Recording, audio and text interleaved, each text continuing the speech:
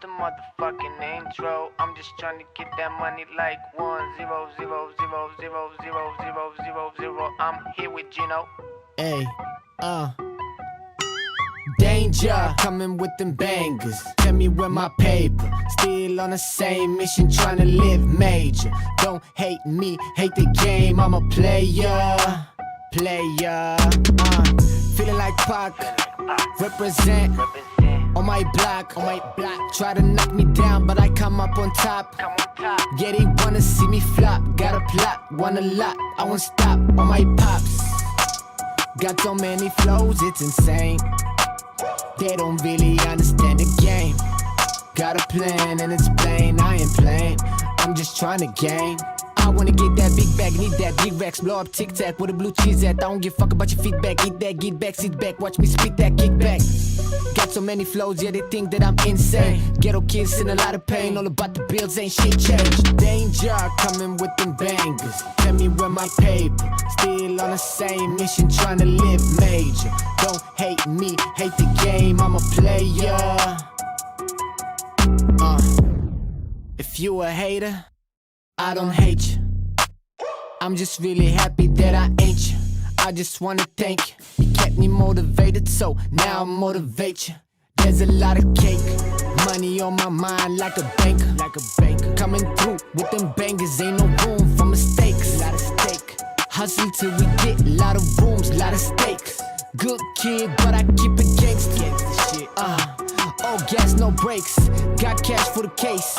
More cash in the case. More cash in the safe. More cash on the way. Hustling all day. Ay. Danger, coming with them bangers. Tell me where my paper. Still on the same mission, trying to live major. Don't hate me, hate the game. I'm a player. Danger, coming with them bangers. Where my fucking paper.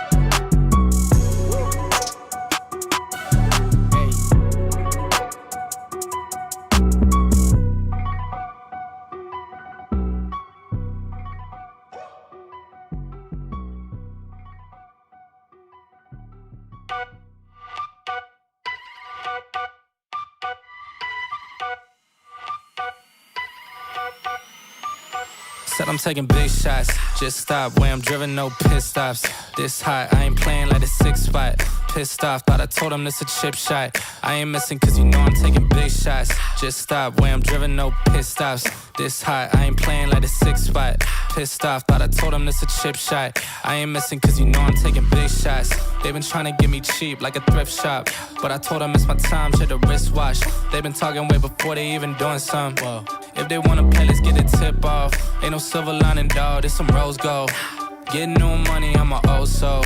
Yeah, I get it bouncing like a pogo. Whoa. And I'm too cold like Frozone. And my chick elastic, girl. Told them we ain't in the faking, this ain't plastic, girl. Bought a new whip and cash, now my tax is thorough. Way I'm shooting like step, but my pass is bro. The way I'm playing the field, I'm in a league of my own. And now they all in they fields, I got them all on my phone. But dog, I'm hitting the climb, I got no time on the low. Way I'm shooting is messy, the way I'm hitting the goals. I'm taking big shots, just stop. Way I'm driven, no pit stops. This hot, I ain't playing like a 6 spot. Pissed off, thought I told him this a chip shot. I ain't missing cause you know I'm taking big shots. Just stop, where I'm driven, no pit stops. This hot, I ain't playing like a 6 spot. Pissed off, thought I told him this a chip shot. I ain't missing cause you know I'm taking big shots. I just left, but you know I'm coming back though. Whoa. And you know I don't play by my rags though. Now go and turn it up to the max, whoa. Send a paper to me now like a fax, whoa. Yeah. Got 2 phones ringing off the hook now. When I'm in the city, I get looks now. I was going bad, but I'm good now. Said I had to go and put my foot down. Told them I'ma get it and go. Even in the summer, man, they knowing I'm cold. I got a couple checks coming that I made out the flows. Might get a couple more popping if I do it some more. I gotta do it for real. Said I'm back in my bag. All my digits are climbing just like they all on a dash. And they tell me slow down cause dog I'm moving too fast. Might go and cop me a Tesla cause dog I still got a gas. Said I'm taking big shots. Just stop where I'm driven, no pit stops. This hot, I ain't playing like a 6 spot. Pissed off, thought I told him this a chip shot. I ain't missing cause you know I'm taking big shots. Just stop where I'm driven, no pit stops. This hot, I ain't playing like a 6 spot. Pissed off, thought I told him this a chip shot. I ain't missing cause you know I'm taking big shots. Just stop where I'm driven, no pit stops. This hot, I ain't playing like a 6 spot. Pissed off, thought I told him this a chip shot. I ain't missing cause you know I'm taking big shots. Just stop where I'm driven, no pit stops. This hot, I ain't playing like a 6 spot. Pissed off, but I told him this a chip shot. I ain't missing cause you know I'm taking big shots.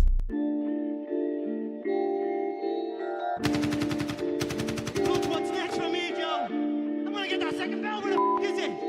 They should have had them 2 bells ready. Spit shine for me. Yeah. Head up in the clouds, though they saying I look stressed. I've been feeling down, pray to God that I'm up next. Remember when she blew me off, that's why I can't text.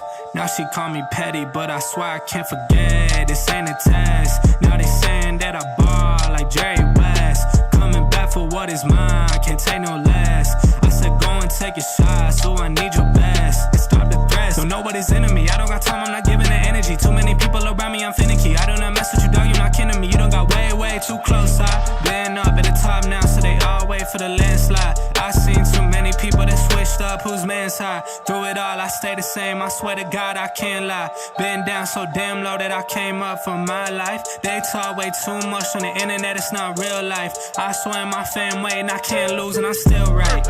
Still right, I swear that I'm working them up till like midnight. It's real life, I got a time and I'm coming to get mine. In time, I cannot lose and I'm coming right inside. I'm in my, yeah.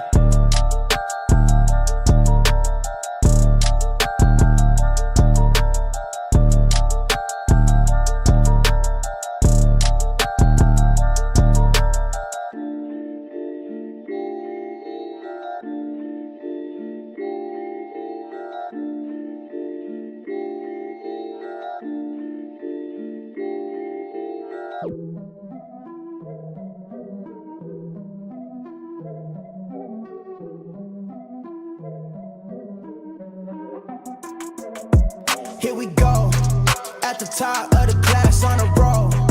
And it's time to run it up, yeah you know. Maxed out, put the pedal to the floor. Ayy, on the road, here we go. Yeah, we winning by a landslide. Never see me coming, I'm a landmine. Yeah, I ain't taking orders in command like.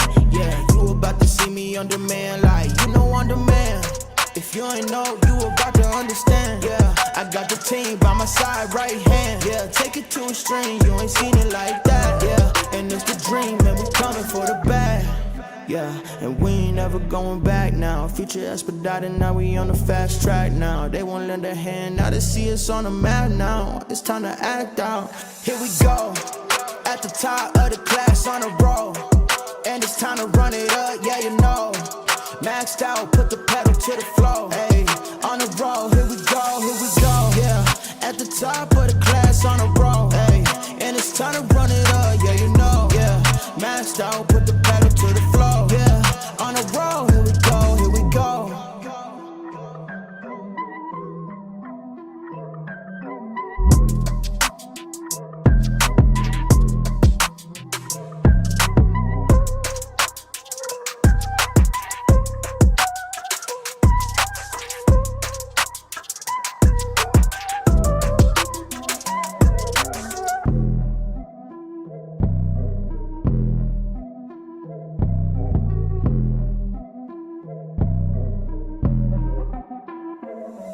Here we go, at the top of the class on a roll. And it's time to run it up, yeah you know. Maxed out, put the pedal to the floor. Ayy, on the road, here we go. Yeah, at the top of the class on a roll. Ayy, and it's time to run it up, yeah you know. Yeah, maxed out, put the pedal to the floor. Yeah, on the road, here we go. Here we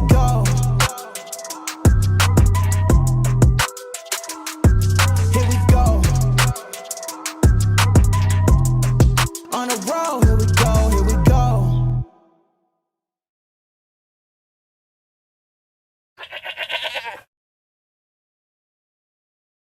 What is going on, everybody? Welcome back to the Frankie Candles live stream. We got the blue chews ready, guys.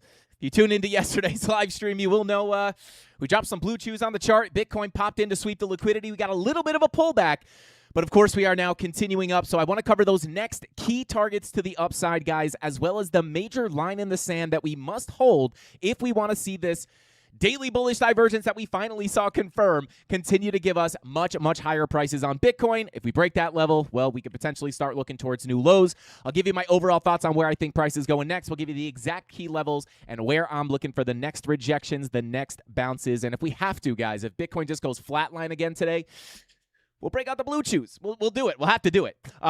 If you know, you know. Shout out to MacD. Welcome in. Said, sold it all today, shorted 62K. Shout out to MacD. Well, we are seeing some bearish signs as we are pushing into a key level of resistance right now. And that's why I want to cover the line in the sand to the downside. If we do pull back, what are the levels we need to hold? But we do have some bearish signs on Market Cypher B, at least on the lower to medium time frames. So definitely possible to get a pullback from here, similar to the SFP we saw yesterday. We got Jesse in the chat. We got Darren Does Things lurking. What is going on? We got Cranky Fandles in the chat. Said, sup, Frankie? I work too much. I need Bitcoin to hit $187,543 so I can retire. Shout out to Cranky Fandles. We're going to try. We'll try to get that done for you, bro. Shout out to Cranky Fandles. Let's see. We got Genesis in the chat. What is going on? Kyle in the chat said, what up, gang? Welcome in, brother. We got Bobby dropping the blue chews in the chat. Yesterday was funny, guys. We knew the liquidity was above, but we figured a little bit of blue chew might help Bitcoin get a little pop ski to the upside. Sometimes Bitcoin needs a little assistance, has trouble performing. No judgment. But Blue Chew will save us again. Shout out to Nightmare. Man, that was funny. The Blue Chew led right to the liquidity, which is kind of wild. Let's see. We got Crypto Gardenist in the chat. Welcome in, brother. We are back. Shout out to the night guy. Welcome in. And yeah, we got Jesse holding it down in the chat. Darren Does Things is lurking. So everybody behave in the chat. Or Darren said you'll feel the wrath of Jesse. But all right, guys, let's go ahead and jump on into the charts because we got a lot to look at as Bitcoin continues up. Let's go ahead and jump on into the charts. Let's get into it. All right, guys, so here we are. Currently getting a little bit of a pullback here. Now, as I mentioned, we'll kind of cover how we got to where we are and kind of where I think we're going to go next. So overall, guys, still long, obviously, from the low here at about $58,000. Took this long in the premium Discord as we were talking on the live stream, as I would prefer to see the low taken out to push into our monthly MPOC. Got that nice long position. I am going to continue to hold this. Obviously, we already hit a TP1 very, very soon after we got the tap of the level, and now we have continued up. And yesterday, as you know, as we were looking at the, let me pull up, where's the scalp range? There we are. As we were looking at the key levels yesterday, of course, we did have the liquidity. Let me hide the position here. We did have the liquidity sitting above about $61,000, and we covered two major levels that we really need to flip and hold in order to get that continuation to the upside. But we knew we had this liquidity sitting above about, call it $61,000, about $60,800. And this is kind of where Bitcoin decided to just completely pull one of these super, super awkward moves, just wiggling sideways. This is where we pulled up that blue chew, dropped it on the chart, and then all of a sudden, who knew, guys? Who knew? We dropped the blue chew and boing, right to the upside. I shouldn't have used that noise. But yeah, and when we pull up our upper range here, where's it at? Our previous current value. We were just tapping against that value area low. We knew we had the liquidity above, and of course, that liquidity does act as a magnet. The closer the price gets to that liquidity, the stronger that magnet becomes, sucking price back up. And then we did end up getting the SFP here on a lot of lower time frames, indicating some kind of a pullback where we covered the lower value area as the roadmap to where price would likely go next. Once you get that SFP, of course, this is a very simple short setup where you get the wick above, the candle closure down below, and then at that point, you are looking for some kind of a drop to the downside. And when we were looking at the order flow yesterday, I don't typically pull that up on the live streams, but we did see some trap longs in there, indicating that if we did start pushing down, we could see those longs start to get stopped out and liquidated, causing a bigger push to the downside, in which case we had two major key levels. Number one, obviously, once you get back inside the range, you are expecting price to go down to the POC, which obviously we did end up doing. POC acts as a magnet for price, and of course, once you can't get out of that value area high, that is just statistically going to be the higher probability draw on price. Then our bigger level, we talked about this yesterday as well, pulling our Fibonacci retracement from the low to the high. The big level we really wanted to stay on top of was at at the end of the day, going to be this golden pocket value area low, right? And we talked about how, this would be the most interesting level, right? I don't typically like to long points of controls, not that you can't get bounces from them, but of course, when we're looking for price to continue the uptrend, right, the deepest we really want that pullback to go, of course, if we got stuck under this POC, obviously the next target would be the value area low. We have the golden pocket. When we're looking for higher lows and higher highs, this is the level that you really want to hold. Technically, we have the 786 under there, but of course, once you're down here, you're outside the value area. I didn't really like this level as much, but did mention, right, there's no guarantee you have to get that full retracement, but within the profile, right, lose the high, go to the POC. We ended up holding that point of control as support, and we did end up continuing the uptrend, which is very, very nice for that long position from down here at the monthly MPOC.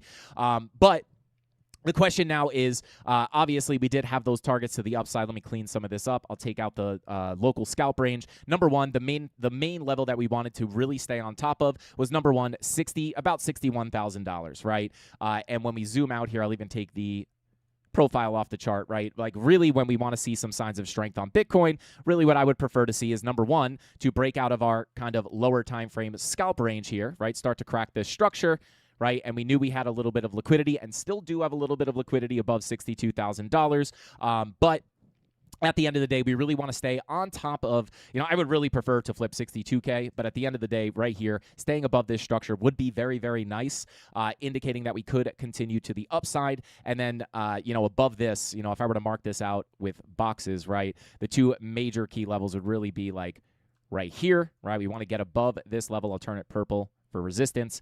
And then number two, right, this is still sitting pretty far above us, around $67,000 to $68,000. If we want to see, of course, we've had the daily bullish divergence confirmed down here. We saw the first green dot print, and then it got quickly eaten up by a red dot, but then soon after that, the next day, we did print that green dot, still giving us that daily bullish divergence. I made a market update talking about this signal, indicating a potential bigger bounce to the upside, right? And even though it got invalidated locally, we just went ahead and flipped around and reprinted that bull div.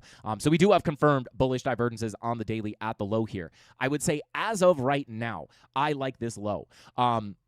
Now, of course, this does not mean that we cannot turn back around. Like I said, we are tapping into resistance. I will cover that in a second and why this is somewhat of an important level. Not my favorite level, but it is still very important. It's a Fibonacci retracement. But at the end of the day here, these daily bullish divergences can oftentimes turn into very big moves. But before I start saying this daily bull div can give us a massive rip up to $77,000, we do have a lot of work to do, right? Number one, we really got to clear above this 61 to 62K level. At that point, we could start to look up inside of our larger volume profile, potentially look at the next target being the POC, flip the POC, come to the value area high. Both of these are also major resistance levels. But again, from a simple structure perspective, get above here. We may be able to get closer up towards the top of this range. And then, I would expect some kind of pullbacks here, guys. I wouldn't necessarily expect get above here, moon. But, at the end of the day, get up in here, push up to the top of the range, and then the next and the biggest level of resistance on the chart right now, which would indicate, in my opinion, a pretty decent sign of strength, would be flipping the $68,000 level. Now, this would do two things, right? We'd start breaking this major structure. We could start to see there's obviously a fast move down here, which oftentimes does lead to a fast move up. So once we get above there, we can start to look for a potentially fast move up towards about $75,000 to $77,000. And when I pull up our macro volume profile, of course, when we look at the volume profiles, guys, just like we look at the low time frames, on the higher time frames, it's very similar, right? If I'm looking to trade this profile, I like to see the deviations below the low into key support with bullish confirmations, which we have all of those.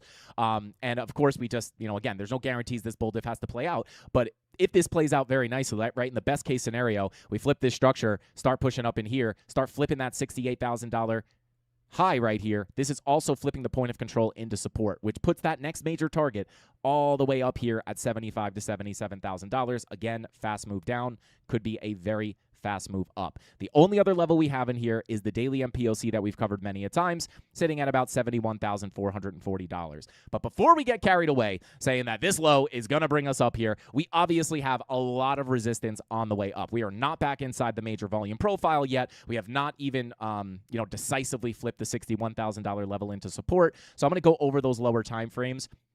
just to give you guys kind of the local roadmap if you're looking for scalps or day trades, etc. But before we do that, I just wanted to kind of cover this higher time frame scenario. In the most bullish case, guys, we have a roadmap here with a deviation below the low, bullish confirmations, and once we can start flipping those major key levels, number one, number two, this could open up the door for a big, big, big move on Bitcoin. But of course, not getting super carried away. I'm not here to say the bottom is in. Oh my God, moon time just yet. Obviously, from a higher time frame perspective, I am more in the camp that we are trying to build out a bottom, even if we do come lower. And this is where I will cover the lines in the sand. If we lose certain key levels, I do think that will potentially call for, a dump back into the low 50s. But at the end of the day, right, looking at this from the weekly perspective, I'm not going to cover the higher time frames in detail today because I do it constantly. I do think we are a lot closer to building out a bottom, even if we do go lower. This is the time to pay attention to Bitcoin. And yeah, I do think we are probably closer to building out a bottom than just starting a major capitulation down to $2,000, right?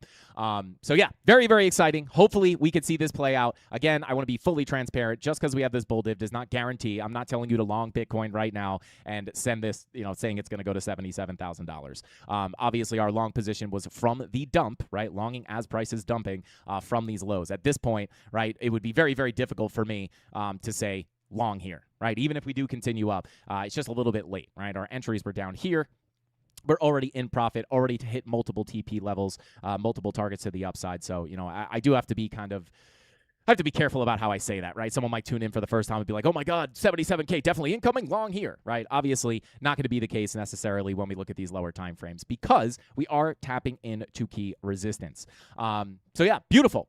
Through the market updates and the live streams, guys, we are seeing exactly what we wanted to down here. The question is, are we going to see this play out for a massive bullish divergence? Obviously, we covered yesterday what we need to see to indicate this much bigger move up is obviously going to be the money flow. And money flow has been super, super chopped up lately, guys. But the big, big time frames that I will be looking at are going to be the daily, which of course is still sitting in the red here. It's not necessarily curving up just yet. There's no saying that this isn't the bottom of the money flow wave and we're about to start trending up. We just haven't seen that yet. And at this point, right, if we get stopped out of this long position, right, we're going to get stopped out in profit. So I'm just personally going to hold this. When we take a look at some of the lower time frames, of course, the 4-hour money flow, it's trying to come up. It's just not super, super beautiful here, guys. I cannot wait for the day for this money flow to just clear itself up. 3-hour money flow actually looks pretty good for a continuation up. Then you look at the 4-hour. It's like you can argue it's trending up, but it's kind of messy. Looking at the 2-hour, money flow just kind of flat here. 1-hour money flow crossing into the green. That looks good. So you can kind of see a trend here. It's not like we have, 45-minute money flow looks okay. 80-minute money flow, kind of flat. 90-minute money flow, kind of looks good. 1-hour money flow looks good. 2-hour money flow looks 3-hour money flow looks good. 4-hour money flow looks right? So we're just getting totally mixed signals here on the money flow, which is unfortunate because, if all this money flow was beautifully, beautifully curving up on a nice big red wave coming up towards that 0 line, I'd feel a lot more confident saying this is beautiful. So that's why I say right now I like this low, but there is going to be a point where I would say, once we wind up losing some certain key levels, right, I would expect a much bigger drop to the downside into the low 50s. And I'm going to show you guys that exact key level right now. But first, I'm going to jump into the chat real quick. Let's see. Opening a short on BTC with 400x leverage. Stop loss is 75K. TP is 51K. Hey, I'm praying to the crypto gods for you, brother.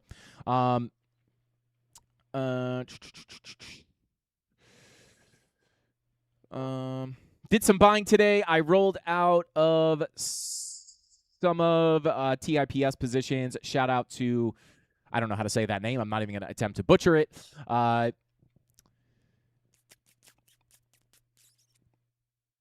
Still in that swing position on long printing. Shout out to Perry. Let's go, baby. Happy to hear you making some money. Frank, you're the best vibe in the cryptoverse. Great job. Shout out to Crypto Gardeners. I appreciate you, brother. We're just up here having fun. And anytime we could break out that blue chew to get Bitcoin to pump, we'll do it, baby. We'll do it. Yesterday was funny. Obviously, using the liquidity as the, I think everybody knows the blue chew was kind of just a gimmick there. But hey, maybe we'll keep that in our back pocket. We had the magnets going. The magnets wouldn't work, but the blue chew wound up popping Bitcoin to the upside. Before October, it will touch 48K for sure. Shout out to I don't know. I can't see that full name. I think it says FIQ at the end. Shout out to you, brother. Obviously, looking for the bottom in October makes a lot of sense when you're looking at the 4-year cycle. Definitely, I would say it's in the cards. Not something I am going to. Obviously, I'm already exposed to the market here. To be quite transparent here, I am okay buying lower, right? I don't care. I'm exposed here. If we go lower, I'm not going to be like, oh my God, I'm so mad, right? I'm happy to buy lower. And 48K is going to be a big level, right? We have the macro 2021 point of control. Pull that up right here. So it's not like you're looking at some level that doesn't exist, right? That PLC is going to be a very big area of interest. If we did continue down, lose all of the support, we still have massive support underneath us, and we've covered this, almost every single day. We still have major support underneath us leading into 54,500, right? Starting here at the monthly MPOC. And as we talked about, viewing this trade more as a more local trade with the opportunity to have it turn into a bigger swing trade. It doesn't mean it's guaranteed to play out. If we stop out, we'll stop out in profit and then focus on these lower levels to find another bounce. But we do still have major support underneath us. I would just say from $58,000 to $54,000. I'm not in the camp personally. Of course, you have to make your own decisions. You should not just copy someone on YouTube. I never recommend people just copy trade me. But at the end of the day, right, I am not going to sit out of the market completely waiting to buy here, because you do have to ask yourself the question. I think it's totally fine to wait for the lower levels, but you do have to ask yourself the question, what if that level does not come in? Are you okay buying higher? Maybe you are. That's totally fine. But I am personally, just to share with you guys what I am personally doing, I use a weighted dollar cost average strategy, buying bigger bags on the way down, right? Lowering my average entry price. I am not concerned about sniping the bottom for my long-term bags. I do that more with the leverage trades. I try to catch the bottom of the moves. When it comes to those long-term positions, right, I'm okay not having my entry at 15K and having it at 21K, right? When I'm up here, I don't care. Oh my God, I missed, an extra X%, right? I don't care. I was buying generally the bottom of the bear market. I'm treating this exactly the same. And I'm also not here to tell you the bottom is guaranteed in, but I am here to point out the very interesting data that we have, which is that we are putting in daily bullish divergences on top of potential, right? These are not printing just yet, but they are VWAP coming up on the weekly with support down below. Even if we do get another drop, the weekly bullish divergence is not necessarily invalidated just yet. Even if we push down, we could still have an opportunity to continue to print a weekly bull div, which is literally the exact signal that printed the bottom of the last cycle. So I will not ignore that, and we still do have that potentially setting up, even if we do get another drop down. And then once we get stuck under that value area high, I will start looking at 48K. So again, don't think you're crazy for looking for 48K. I would just caution you to ask yourself the question, what if that doesn't get tapped? Do you have a plan? If you do, awesome. All right, let's see. Okay, so let me jump into the lower time frames, guys, because, of course, as you guys know, yesterday we talked about the next key levels above us, and one of those major key levels was, very simply put, our daily MPOC. Whoops. Our daily MPOC sitting here at about $62,000, right? I can actually pull up these resistance levels really quickly. We have a lot of resistance ahead, right? Number one, this is a valid level of resistance. Of course, I have talked about the major targets that I personally prefer, which is going to be pull from the high to the low. The bigger levels that I am personally going to be looking for shorts, because I am still holding my bigger swing shorts from much higher in the 90s. So if we do end up dumping from here, I'm fine. If we end up putting in a new low, I will just continue to capitalize on those massive swing longs. Long will get stopped out in profit. Nice little cash grab there. And then I'll just let those swing shorts continue to play out as we come down to break the structure. Now, above us, the biggest level I'm personally interested in is really sitting between about $62,500 and $63,000. We have liquidity sitting up here. We have the golden pocket pulled from the lower high to the low. We have a time point of control in here, as well as our point of control of our previous volume profile. So this is always going to be like a bigger area of interest for me. But of course, as we take a look on the live streams, we do have this local resistance here on the 786 and the daily MPOC, which I did mention as a level of resistance. Just because I'm not interested in shorting it does not mean that, it's based on my personal plan, right? I'm not interested in shorting this because I think it's a bad trade.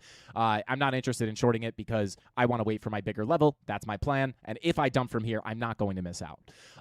But looking locally here, we have tapped into the 786, and I'll just pull up this golden pocket to kind of give you like a nice view Why is this going to be an important level? Well, it's a golden pocket 786 retracement. Of course, we do have some of the money flow coming up into the green here, which doesn't necessarily scream lower high, lower low, at least locally. Obviously, if that daily money flow is not going to start curving up, we could argue that the daily money flow is still in the red. So definitely a place to be cautious around. Number one, we're rejecting from the 786, daily MPOC tapped, definitely a valid place to reject from. And on top of that, we do have a 4-hour red dot incoming, right? So this is lower time frame stuff for a potential pullback. 4-hour red dot looking to print, and our 15-minute money flow looking to trend to the downside. So I would not be surprised if we get a pullback from this level. Once that 15-minute money flow crosses into the red, with that 4-hour red dot printing, we will have a market cipher B 1/16th bearish setup. And this does indicate, right, looking at the 15-minute money flow. Money flow indicates the overall trend. High, low, lower, high, potential lower, low. Once that money flow starts crossing into the red, we print that 4-hour red dot. We can see a bit of a bigger correction, which brings me down to our next topic, which is what is the biggest level to hold on top of. And number one, I'm going to keep this nice and simple for you guys. It is going to be essentially holding on top of this structure. I would say about $60,000. Let me pull up the scalp range. $60,000. This is value area high, sits at about 60,500. When we pull our Fibonacci retracement, we do have golden pocket confluence in here. So I would say $60,000 is going to be a psychological level, but ideally from a technical perspective, if we see that 15-minute money flow crossover, right? High, low, lower, low, lower high, lower low, lower high, lower low. Golden pocket, value area high is going to be your next major key level. Number one, we do not want to get accepted back into this profile. Typically, right, once we break out here, you kind of want to stay outside of this value. Outside of this value. Once we get accepted back in, of course, we can look for the POC, which is essentially going to be the last level. I prefer, personally, from a technical perspective, to hold on top of the value area high. Breakout, right, looking at a medium time frame, let's just assume, right, hopefully this money flow does not continue to chop around. If this money flow crossover on time frames like the 3-hour is valid, you would hope that you're looking for higher lows and eventually higher highs to come.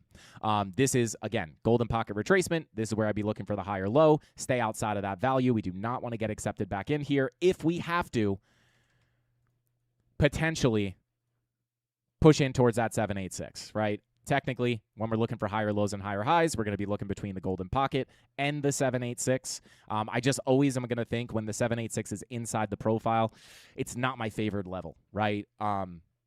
Because if you get a bounce here, of course, it's not that you can't long this, but you are kind of longing directly into that value area high. So you have to understand if you take longs here, that value area high is going to be major resistance, and within the volume profile, bounce off the POC, can't get out of the value area high, you're going to be looking for that full rotation back down through the range.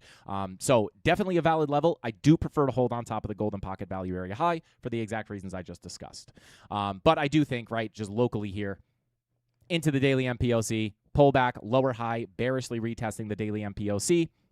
With the 15-minute money flow coming out, anytime I look at a 15-minute time frame like this, I mean, this is not what I like to see, to look for like an aggressive continuation up. If that happens, it's just going against the TA. It happens sometimes, but more often than not, that 15-minute money flow is going to be pointing towards a continuation of the downtrend, right? But on the way down, we can say to ourselves, these are the key levels to hold. So once we lose $60,000, I tell you right now, I'm going to be looking for the full fill of the volume profile. Of course, we can continue to trade this range as a typical volume profile, but let's pull our full fib here from the low to the high, right? You still have that golden pocket right here on the value area low.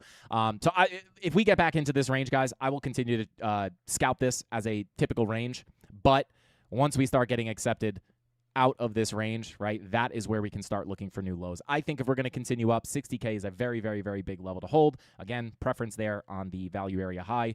But once we start getting below that POC, I start to become a little bit suspicious on whether this daily bullish divergence is going to continue to play out. If we get down here, I'll check back in with you guys on the live streams and the market updates, giving you my thoughts, going over the current price action, what the money flow looks like, and what I would be expecting. I don't know, right? If we get down here and money flow looks really good, right, maybe I'm looking for a bounce off the golden pocket for a higher low and higher high, right, based on the Fibonacci. This could still be a valid place to look for a higher low and a higher high. But with money flow being chopped up right now, I just won't know whether I'm looking for a big bounce here or if I'm just looking for the continuation of the downtrend. I will not know that until we see that money flow develop down here. So in the best case, we continue the downtrend and we can stay at least on top of that value area high and continue up, in which case the next major key level remains exactly the same as what I've been interested in on the past live streams, right, which is 63,000 to 62,500. This is the reason I am more interested in this level. It's a bigger retracement. I'll be able to capitalize on that long a little bit more. And this is also our full golden pocket from the last major lower high all the way to the lower low. This Fibonacci retracement is a little bit more local, the one that we're rejecting right now. So I really just prefer this level. If we don't hit it, that's fine. I'll just hold my swing shorts.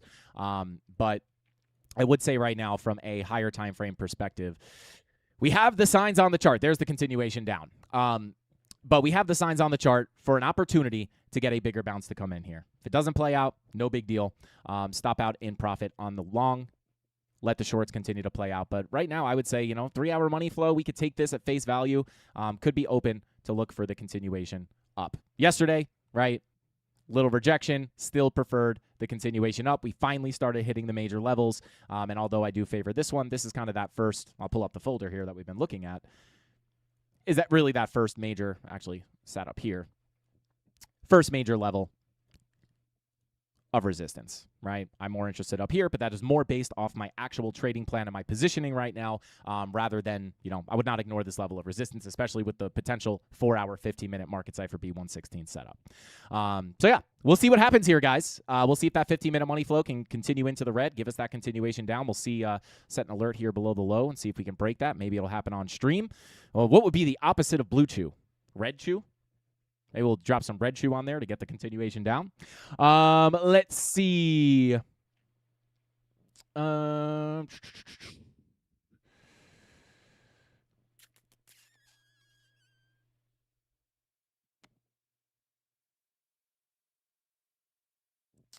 Still my Solana short. As long as it don't hit 86K, I'm all right. Shout out to Soul Stasher. Nice move, bro. And then, of course, I guess I could just go over the bullish case. I mean, the bearish case, rather. Right? If we do end up losing 60K and we continue down lower, I will cover these key levels. If we do end up breaking the lows, guys, next major support, we have let's pull these up real quick. Where's that daily at? So, yeah, the next major key levels, technically just underneath our low. We do have a daily at about 57,310. This is going to be, I'll mark this off as like kind of a zone between the daily and the weekly MPOC.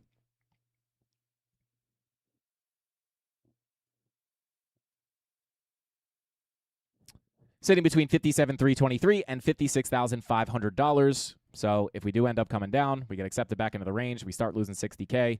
Again, we'll cross this bridge if and when we get there. Once we end up breaking down out of this range, I'm looking down here. This is the next big area of support. Of course, you have this daily sitting down here, but I'll be looking at that as a local level, maybe some scalps into the value area low. But for the most part, the next major target, if we take out the low, is going to be 57,323 to 56.5. And I probably will view these as separate levels for trades, right? As I mentioned yesterday, I'm more, my style of trading is more try to catch the low with a nice tight stop loss, nice big position size, try to catch that bounce, take profit along the way. If it does end up failing, right, very oftentimes I'll get stopped out in profit, and then I'll just look at this as a fresh level. But just kind of making it nice and simple to look at, that's your next major zone, right? And then even below that, you also have the $54,000 or $55,000 weekly and macro value area high. When we come up to those higher time frames, it will still not be until we end up breaking below this level where I would start looking at $48,000 at that point of control. So from a long-term perspective, right, an accumulation perspective for me personally, it does seem, in my opinion, again, not just based on my random opinion, not just based on my emotional opinion, right? This is talking about the weekly bull divs, talking about the oversold RSIs, the 300-week moving average, which is also coming right in here at about $54,000. These are typically areas, guys, where we start to build out the bottoms, right? And not only that, not only are we in the place where we typically build out the bottoms, yes, I know it's not a 70+% correction. Yes, I know it's not October yet. These are all things I have in the back of my head. But at the end of the day, right, when we see the indicators start pointing towards this, I am always going to go off the chart perspective using actual information. I don't care necessarily about some kind of narrative. I do take the 4-year cycle into account, but I don't hold it as like gospel, right? But at the end of the day, what I will take as gospel is losing this value area high would make it a very high probability we come to the POC. If we get in here, we start printing that weekly bull div, and we see money flow starting to come up, we start seeing the same bottom signals we saw in 2022, at that point, if we see that stuff happening, it is going to be much less likely that we get that drop down to $48,000. I won't know that until we get down here. But as of right now, what we can see is those signals are starting to potentially set up, right? Trying to front run those signals before they actually happen. Got that weekly bull div, right? It's very, very, very, very similar to what we saw in 2022. Whether you're looking at Market Cipher B or the RSI, it doesn't matter. So anytime I see price putting in lower lows, looking to form a bull div into major support, even if you do wick down to 48K, we could still potentially see that print. It's just more of a situation, in my opinion, that we are closer to building out some kind of a bottom. Does not mean the bottom is necessarily in. I am open for new lows to come, and I will buy lower. So hopefully that makes sense. Shout out to Flat Smack, said YouTube is suspicious. Shout out to Flat Smack. I don't know exactly what you mean by that.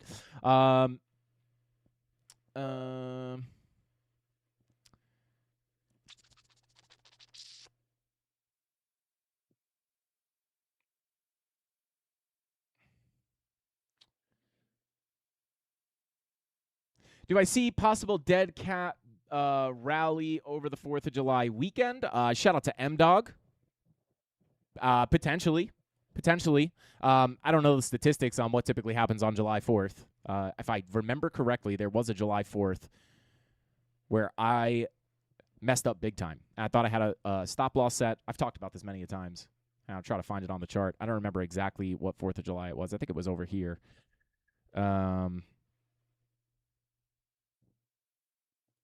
Yeah, I just remember getting back from my 4th of July activities and being like, oh, I must have gotten stopped out of my long position, and I was getting absolutely roasted. That must have been right here. So, yeah, I wouldn't just look at what happens on the past 4th of July and expect that next. I mean, I don't know. Could I see a dead cat bounce? I mean, listen, you know, the daily bullish divergences here, which could very easily continue you up, whether that ends in a dead cat bounce over the weekend or not. You know, maybe we come up to those bigger levels of resistance that we have. If we did, right, I could tell you the key levels I will be looking at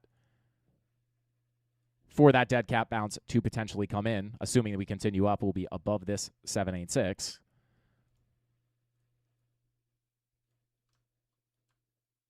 I mean, I'll tell you the key levels are going to remain exactly the same. If we do continue up, and this is going to end in a lower high and a lower low, I would say the biggest levels to look at are going to be the one that I'm interested in up here or the one I'm interested in up here, right? Golden Pocket, 786. We also do have some confluence up there with some MPOCs, some dailies, right? So just looking at this from a Fibonacci perspective, we also have the anchored VWAP here as well, but just hiding that for now. Let me actually, yeah, we did actually tap that. But once we get up in here, golden pocket, you know, again, this is going to depend on what money flow looks like on the higher time frames, right? Like if I'm pushing into a golden pocket 786 and I'm looking for lower highs and lower lows, that is almost always accompanied by money flow being in the green, about to cross red. But right now we have potential medium time frames trying to come up here. Right? It's not pretty, but they are attempting to come up.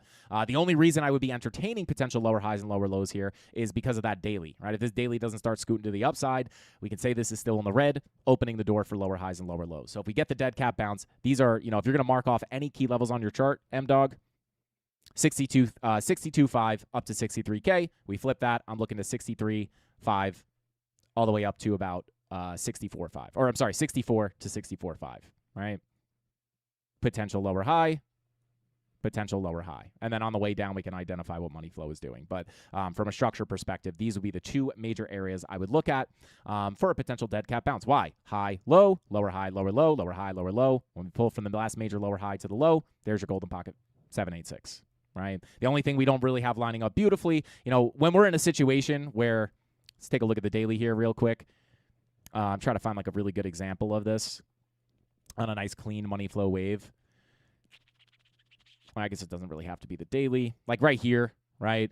If I'm looking for lower highs and lower lows, you can see right here, right? Money flow has a nice big green wave for the continuation up. Then you start leaking to the downside. And the best time to catch these money flow waves, guys, is like right here when you start seeing that trend start to the downside. Because at that point, you could be saying to yourself, well, hey, am I going to be looking here for a massive higher low and a higher high? Probably not.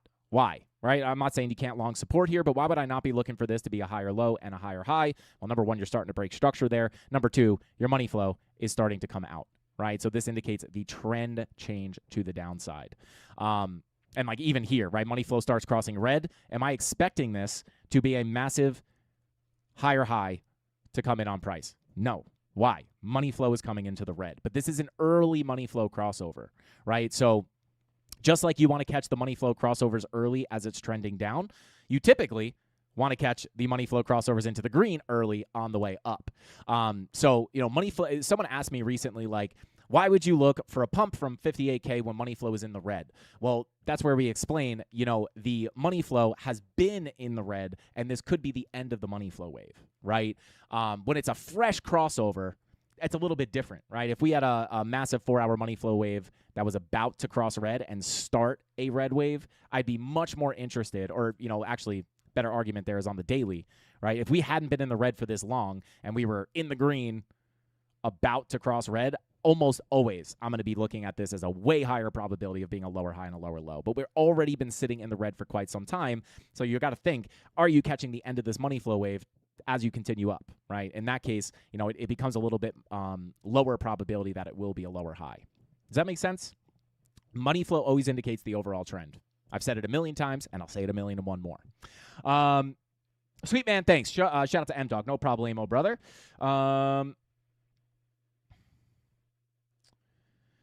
Let's see. Shout out to Jake said, Frankie, I saw every time we have bearish months, May and June, July is bullish.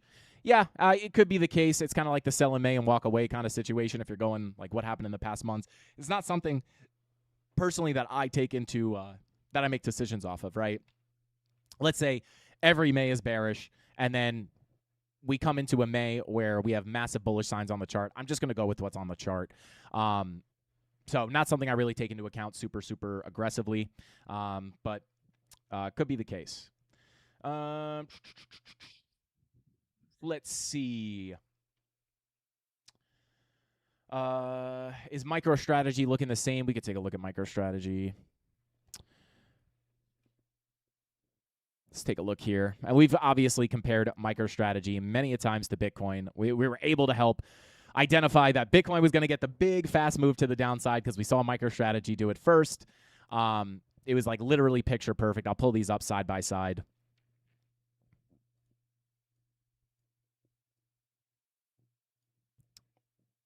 Right, we very clearly had previous value, MicroStrat, and then we had the current value.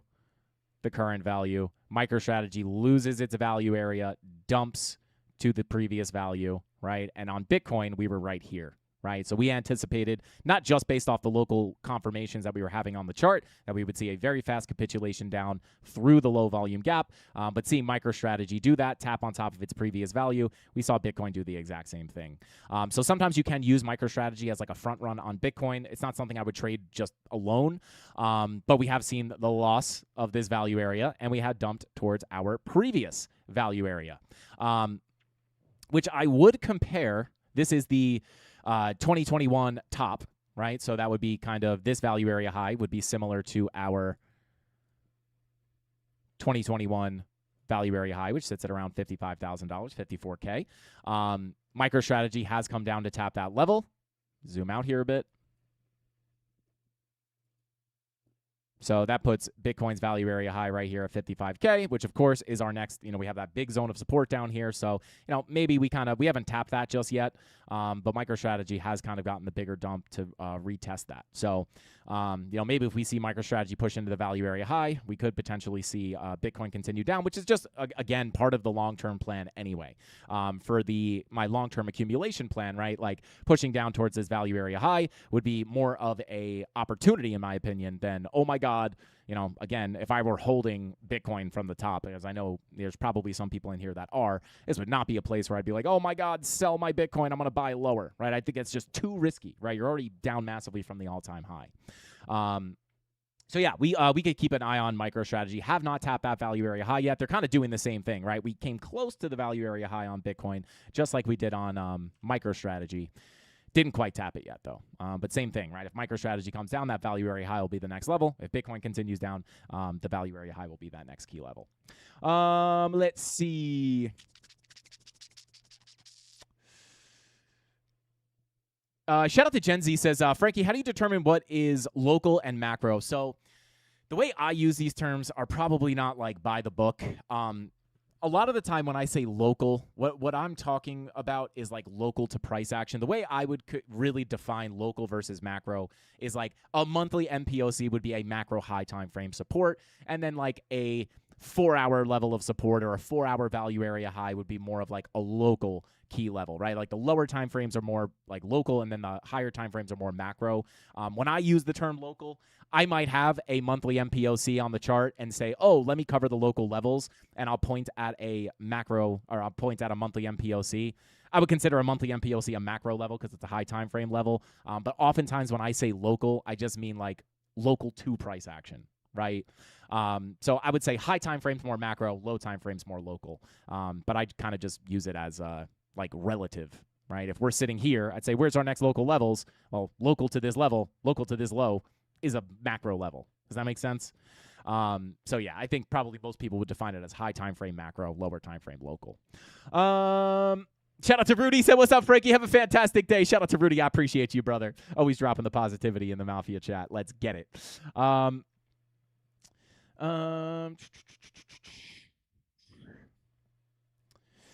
Shout out to Amina. Said, I bet if Frankie threatened members-only live streams because his time is valuable, people would start liking the stream. Smash that like button, guys. What do we have to do here to get some likes? I said it yesterday, or 2 days ago. If we get 550 likes on today's live stream, I'll give away $150 to one lucky CandleMafia member tomorrow. Let's do it. And we'll also, I'm going to hit up Tony and see if we can resume our typical giveaways as well. We usually give away like 10 smaller bags of crypto, and then I'll give $150 to a random selected Mafia member in the chat if we hit 550 likes. Let's do it. Smash that like button, guys. It's the best information, best technical education on the internet. I mean, if you tuned in yesterday, I mean, we just nailed this thing, right? And I don't say that to toot my horn. I say that to show you that, not only do we talk about what we expect here, I teach you exactly why, so you can see this as well. So I don't even say I called it, right? It's like we called it, because we do this analysis together, and I point out what we're looking at. And, of course, it's not 100%. But, yeah, smash up that like button. The bear market is brutal, guys. Let's see. I need a Frankie Candles trading hat. Waiting for restock. Shout out to, I assume you want the black one. I think that's the one that we're out of stock on. Smash it. Smash the like button. Let's see. You're a legend, Frankie. Shout out to Jake. I've actually thought, Amina, about doing members-only live streams. I just don't know. I'm trying to think of like what we would do differently in the members-only live streams than the just regular live streams that we do here. Yeah, shout out to Cole. Said I smashed the like button the second you dropped the link for the stream. Let's go, baby. Let's go. All right, so we'll see here. See if the 15-minute jump back down here. If you're going to smash the like button for something, guys, smash it for the blue chew, baby. Smash that like button for the blue chew. Yeah, 15-minute money flow still wiggling.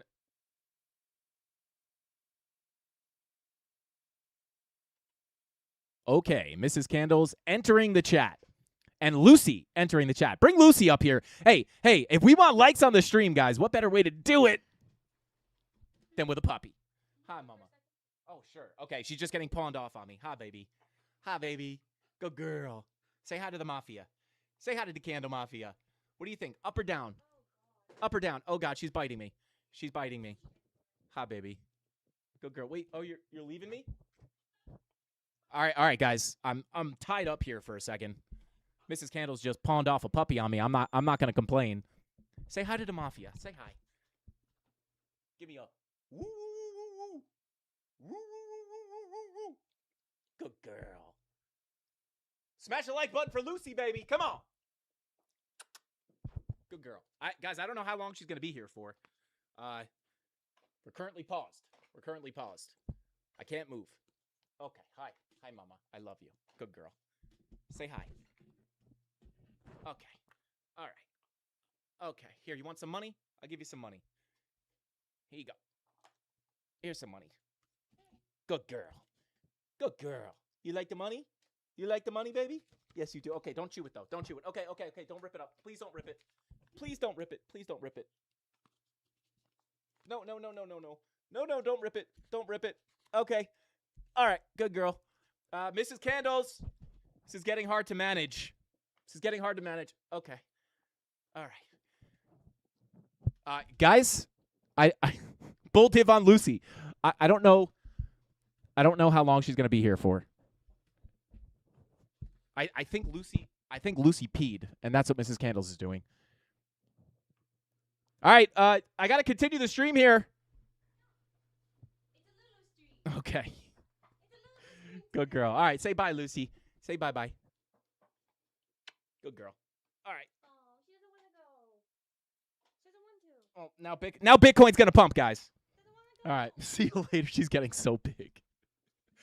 She was like 13 pounds when we got her. Now she's 30. Can you shut that door? All right, forget it. It's fine. Anyway, all right, there we go. Little cameo by Lucy. Let's go. All right, there we go. Smash the like button for Lucy, baby. When you don't see bearish div, like in this case, would you tell yourself that the trend still continues? Shout out to JP. I assume you're talking locally. Now we do actually have. They're not consistent across all time frames, right? Like typically when I have a key level like this, I like to see, right, low time frame bearish divergences, which you do have a little higher high, a little lower high. I believe you also have this on the, yeah, I mean, you got higher highs here, lower highs. Locally, you have the higher high, the lower highs. So you do have bearish divergences here. Really what I use the divs for is for a reaction, right? As I always say, trading is a game of trapping, not hunting. For example, if I come up here and I do not see a div, right, that is more likely going to be a case where I am expecting another high. Let's say price comes up, I get a rejection, no divs, right? At that point, more often than not, I am waiting, and oftentimes Market Cipher B is set up to print a div. Let's say this is your 0 line, and let's just say whatever, your momentum waves look like this, right? Momentum wave comes up. You have one high on your momentum wave, no bearish divergences. This is oftentimes where I expect a new high deeper into the level with a lower high, right? So once I see that first wave with the first high, I will sit on my hands. And of course, this has to do with money flow, etc., right? But just very simply, if it looks like a div is going to print, I will kind of sit on my hands, wait for the higher high. Then once I have that divergence, then I'm saying we're probably going to get some kind of a reaction here. So I guess the answer to your question is yes, right? And then once you lose the level, right, hopefully, you know, in that case, money flow is coming out. So if I use this live price action as an example, again, it's not like I have, you know, you have a little bit of a bearish divergence here, higher highs. Then you have the local higher highs. But, you know, when you look at like the 30-minute, right, there's no bearish divergence here. You have lower highs, but you don't have higher highs. So these are like more local confirmations for a reaction down, not necessarily a huge bearish divergence or anything like that. But what happens here, let's take it to the like 7-minute, right? Like we tap in. There's your first high. No divergence here. Right, so what am I expecting? Like, is there a reason for me to take a short here? Not necessarily. Maybe you want to short the SFP potentially. So that's just a different confirmation. But when it comes to the divs, there's no divergence here, right?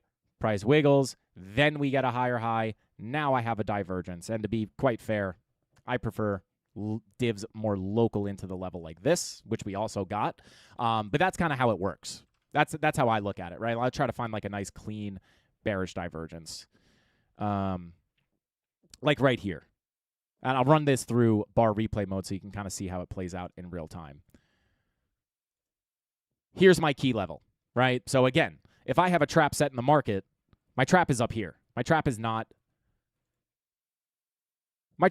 down here, right? So number one, I have not hit the key level. I don't have confirmation, right? So I haven't hit the key level. The key level's up here. Number two, there's no bearish divergence or anything like that. So is there a short to take here? For me personally, no. I'm not saying you can't short that, but based on my system, that is not what I would short. I would simply be patient. And it can get very confusing and very kind of emotional because if you start pulling back from here, like, oh my God, maybe I missed the short, which obviously is no problem for me. I don't care about missing a trade because I lose no money. But when I'm sitting here, I'm saying, all right, well, VWAP has been potentially going to curve back up. If we get a little pullback here, and then that VWAP prints the green dot, maybe this momentum wave does something like that. If I'm going to put in a higher high, that higher high could come into the key level, then I would have a bearish divergence. This is oftentimes how we draw out the setups in the premium Discord. I'll just use this most recent as an example. Where is it at? Where is it at? Try to find a good example here. So I don't really have it drawn on the momentum waves, but oftentimes I'll look at this and say, well, hey, we have a low. We don't really have any major bullish divergences, no major confirmations. What I'd like to see is a new low to come in, sweep out the low, and then print the 1 hour bullish divergence, which obviously I showed this yesterday, discussed in the actual post. So that's kind of what I try to do. I try to front run this and say, well, hey, I don't really have any confirmations here, but if we put in a new low, put in a lower low on price action into the key level, then we'll have a divergence, then I can take the trade. So that's very similar to this. If I were to draw this as a setup, I'd say this is my trap. There's no confirmation here. I'm going to be patient for a new high to come in, and I think this ends up pushing back up. And there you go. Now, you have pushed, I don't know if we physically tap this level, so you get very close to it. But now you've pushed into the key zone. I don't know. We might have had confluence here. I don't know the exact level. So this is actually still untapped. But now you came down. You have the higher high. You have the lower high. And now the bearish divergence is confirmed. Right? So now I can say, hey, you've tapped into a key zone. You have the bearish divergence. Now I'm okay taking that trade. Right? Imagine if you take the trade early with no divergence. There's no reason to take the trade here. What happens? More often than not, you're going to push up and print some kind of a confirmation. Right? And then I think that's where you get the pullback from. Right?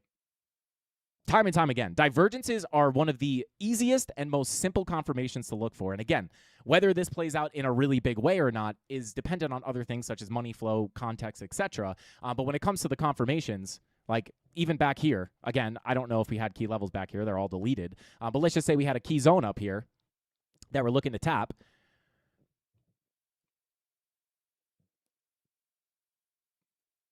Am I going to take a short here? I wouldn't, right? Why? I don't have a confirmation, right? Sure, you have a red dot. I don't short and long green and red dots, right? So you have one high. You don't have a bearish divergence, right? This is like one of the most common confirmations. What happens eventually, right? Price pulls back. And at that moment, what am I thinking to myself in real time? Okay, cool. I have a high. I'm going to sit here and wait. If we wiggle around and we put in a new high, and a lower high on the momentum waves, if we come up and put in a new high and we get a lower high on our momentum waves, now I have a bearish divergence. Eventually, you put in that bear div, lower high on your momentum wave, continue down. And of course, it's not going to play out perfectly every single time, but more often than not, you will get a little bit of a move, right? So what was this? This wasn't a huge move, but it was about, it was about 1%, right? So not huge. But again, why would I not be surprised about this only being a 1% move down? Look at your money flow, right? You have to incorporate other things. Money flow is coming up. So honestly, I probably wouldn't really be maybe I wouldn't even be looking for a short here to begin with. And if I was, I'd probably be looking for it to be a very small move. Why? Money flow is indicating the trend is going to continue up. Does that make sense? And obviously, the trend did continue up. So hopefully that makes sense. So there you go. Quick little divergence sauce. You guys want a new divergence tutorial? I think I'm going to refresh some of those tutorials. Actually, you know what I'm going to do? I'm going to put a Q&A in here.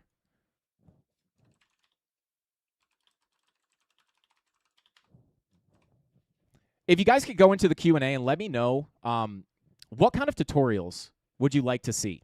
And like the ones that get most requested, I'll kind of prioritize. And if it's something I haven't made a tutorial on, I might make a new tutorial. But let me know, because I want to start making some new updated tutorials. Let me know what you guys want to see. That would really help me out. If we get a little pullback because of that,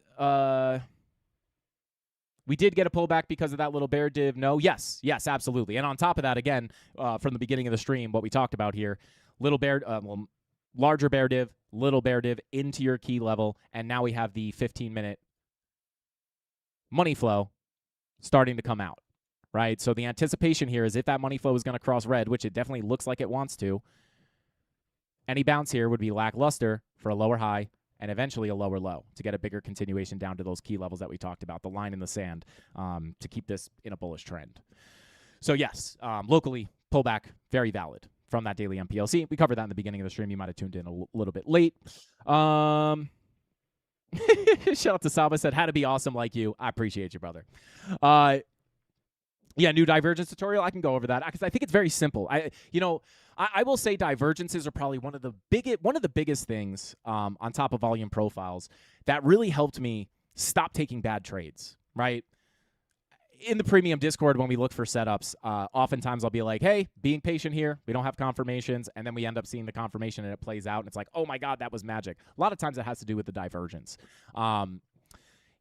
Again, trading is a game of trapping. You have a key level, right? Maybe you have confluence here. How do you know when to take the trade, right? And again, you're not always going to be looking for divergences. This is only one of many confirmations you can look for. But again, it's very simple. Your plan is simple. Key level, you're waiting for it, right? That's your area of interest. Once you push into that key level, you then have to look for the confirmations. So once I tap into that key level, do I have a confirmation? If no, then I wait, right? And then again, oftentimes, you might have a low on your momentum wave, and it looks, with money flow coming out, that you're going to take it out again, and you can kind of start to front run those bullish divergences and just simply wait for the better entry.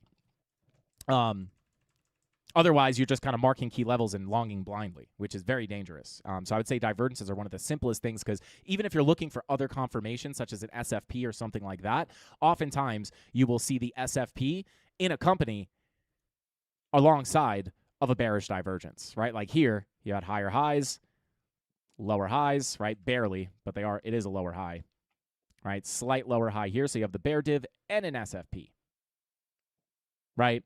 So and it pops up very often. The easiest way to do this is to go into bar replay mode. Come up here on the top of your trading view, bar replay mode, start new, click on a random bar. Just click this. It'll bring you to a random place on price action, and then just play it back and look for divergences and see how often they play out, because it's not always going to play out. But let's say you see one that doesn't play out. Why didn't it play out, right? This one, higher highs, lower highs. Sure, you get a push down, right? Again, very oftentimes, almost always, you're going to get some kind of a push down. You're going to have a high chance of seeing price go in the direction of whatever divergence you're looking at. But why didn't this give you a big continuation down? Look at your money flow, right? So you could see, like, hey, here's a bearish divergence. If you're back testing this, oh, here's a bearish divergence, right? You can see the lower high. We continue down. But why did it get a big push up? Look at your money flow, right?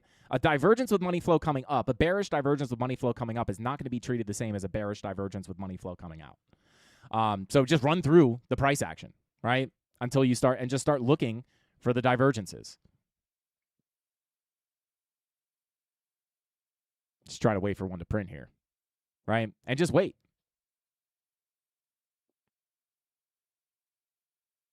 Looking for specifically bearish divergences here.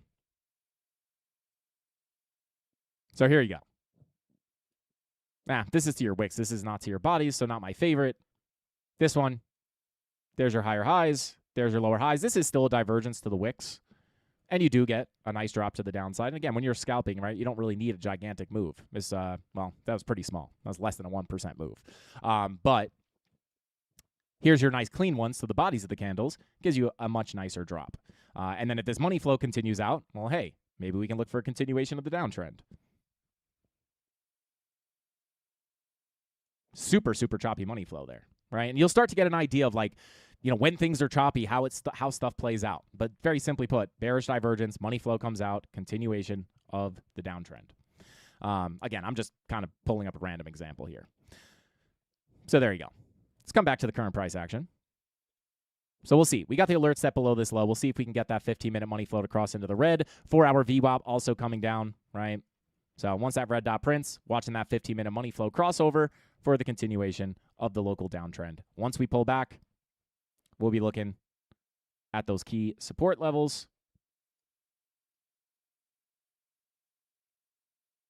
on the golden pocket, 786. Lose 60K, I'm looking down to 59. And then once we get down there, again, I would say 60K is really the line in the sand to hold. Preferably, like I mentioned in the beginning of the stream, the golden pocket. So we'll see. All right, we had this level up here yesterday as the next major target to the upside. Right now, if we continue down, these would be the next two major targets to the downside. We must hold these. Once we lose these, I start to feel a lot worse about the overall continuation. And we'll cover this price action live. Let's see.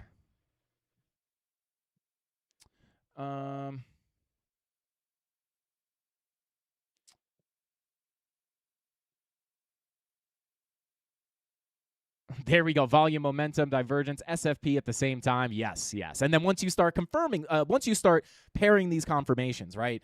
You come up to a key level, you see a bearish divergence, you see an SFP, you see money flow coming out, you have an order flow confirmation, whatever it might be. You have 4 confirmations, right? You'll have a better chance of that trade playing out in a big way. Like I said, can you short a bearish divergence with money flow coming up? Of course you can. But you do have to understand that, let's just say, there's your bearish divergence, SFP. Let's say money flow is coming up. Not a perfect example. Let's just say this is perfectly coming up. Doesn't mean you can't scalp this, right? But you have to understand the context, right? There's nothing wrong with scalping a short when money flow is when price is in an uptrend, right? There's plenty of money to be made here. There's plenty of money to be made here. There's plenty of money to be made here. But if you understand the trend is going to continue up, you just have to view that as like in here. If you have money flow coming out, you short the SFP, you get back inside the volume profile. That point of control is going to be a big take profit level because your overall anticipation based off money flow is higher lows and higher highs, right? Doesn't mean you can't make money off of this, but it's important to understand when you're going to be looking for a big continuation down and when you're going to be looking at that short as more of a scalp for a continuation up. Does that make sense?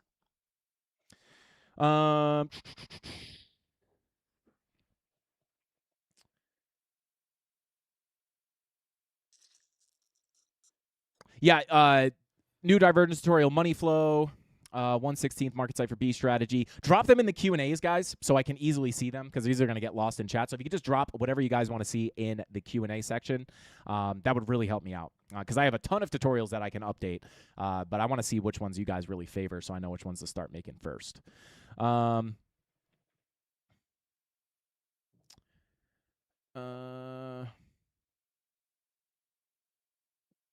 Def joining the premium Discord. Shout out to JP. Looking forward to seeing you in there, brother. Anchored VWAP. I actually have a pretty recent Anchored VWAP tutorial if you watch that. That one was not too long ago in the beginner series. You could definitely check that one out. I wanted to tell you have too many public holidays in America. Shout out to Abdul. There is a lot. Some of them I don't even realize they're a holiday. Like I check out, like I get to my computer and I'm like, why is volume so dead? And I realize the markets are closed. I'm like, oh my God, what is the holiday? I don't get it. Double the likes, Mafia. Shout out to Jesse. I appreciate the super chat, brother. Double the likes. I don't know where we're at right now, but I assume doubling them will get us to 550. $150 up for grabs. Bear markets spend most of the time moving up with elevators down. I don't think we get the elevator for a few weeks. Yeah. Same thing, opposite in a bull market. Yeah, 64K by next week, then down. Yeah, I would love that. Again, I don't really have a super preference here. Again, if we nuke down here, I'm holding the swing shorts. But I would prefer, I will be interested if we get up in here and potentially taking some new short positions. So before, I'm going to move into some of the altcoins, guys. I'm going to cover like ETH, Solana, maybe XRP. Please do not super chat your altcoins. We'll jump into those, but real quick, just from a very simple perspective, let me just mark this stuff out for you. Key zone number 1 to the downside, 60,500. Keys second zone is going to be about 60K, right? 59.940 to the POC at about 59.8. If we want to continue this, I think this is going to be the biggest level of support. So these are the targets to the downside. Again, once that 15-minute money flow crosses red, we can anticipate the continuation of that local downtrend. And then if we end up coming to scoop back to the upside, if we take a look at our liquidation heat map, we do still have, let me just refresh this real quick. We do still have a little bit of liquidity leading up into that point of control. So next key target to the upside, 62.5 to 63K. We got the liquidity, we got the golden pocket, we got the point of control of our range. right? So this is just very simply going to be the next key level. And even locally here, guys, if I take a short, if we do end up getting a move back up here, if I take a short, you have to be careful as long as you remain inside this volume profile. You could say that's valid right now. If I take a short here, I'm going to be very careful with that because you can very easily flip that value area low to support, get above 63K, push back in through the top of that profile, right? And I'll take these purple boxes off just to simplify things. It's just a game of volume profiles, guys. Volume profiles, a.k.a. the money printer.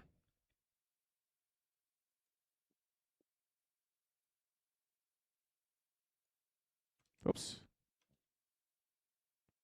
Hide this, hide this.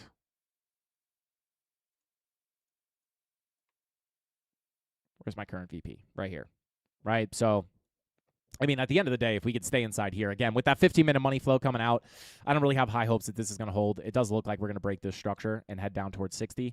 But at the end of the day, if we come up here, you got to be careful because, of course, like I said, in an uptrend, you can short, but if money flow is coming up, we have to be careful of higher lows and higher highs. And as long as we stay inside this profile, the full fill could be still valid. So very simply put, $60,500 down to $60,000 is your key support. And to the upside, you have the 62.5 to 63K zone, and then the 64 to 64.5K zone. Those are the levels I'm waiting for. Let's see. Shout out to JP, said if you think USA has a lot of holidays, you should look into Colombia. Does Colombia have a lot of holidays? We got pizza day at least. Yeah, shout out to Flat Smack. Oh, man. Things I would do for a New York slice right now. I want to learn how to make your Sunday sauce. Shout out to Gary. You would have to contact my mother. I do not make the sauce, unfortunately. But she does make a very good Sunday sauce.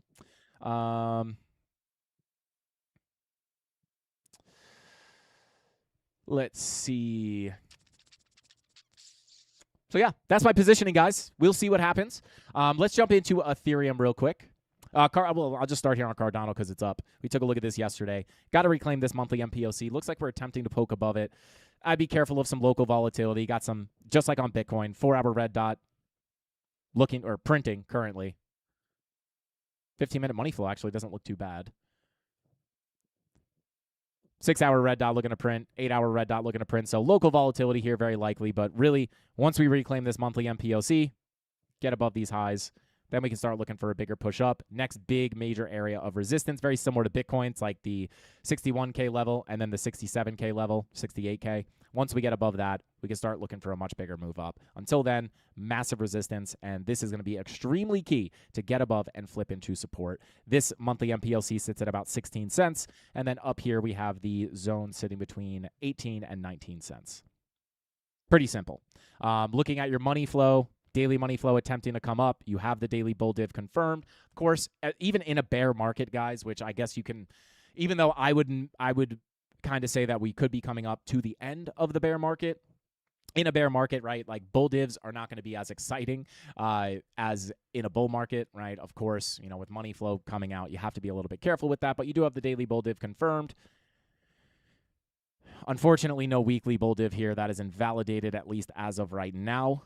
If we get a massive push up very quickly, maybe that momentum wave gives us a higher low. But right now, that is not printing. It is invalidated. But you do have the daily bull div. Nice little pop to the upside. Flip this. We can look for some more upside into about 18 cents.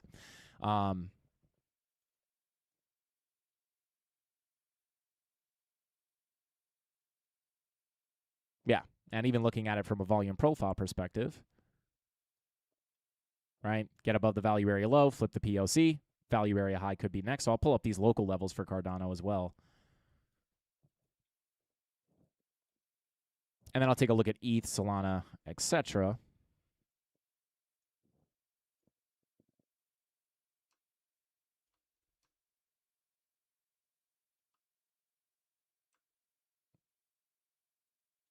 Let me just take this box off real quick.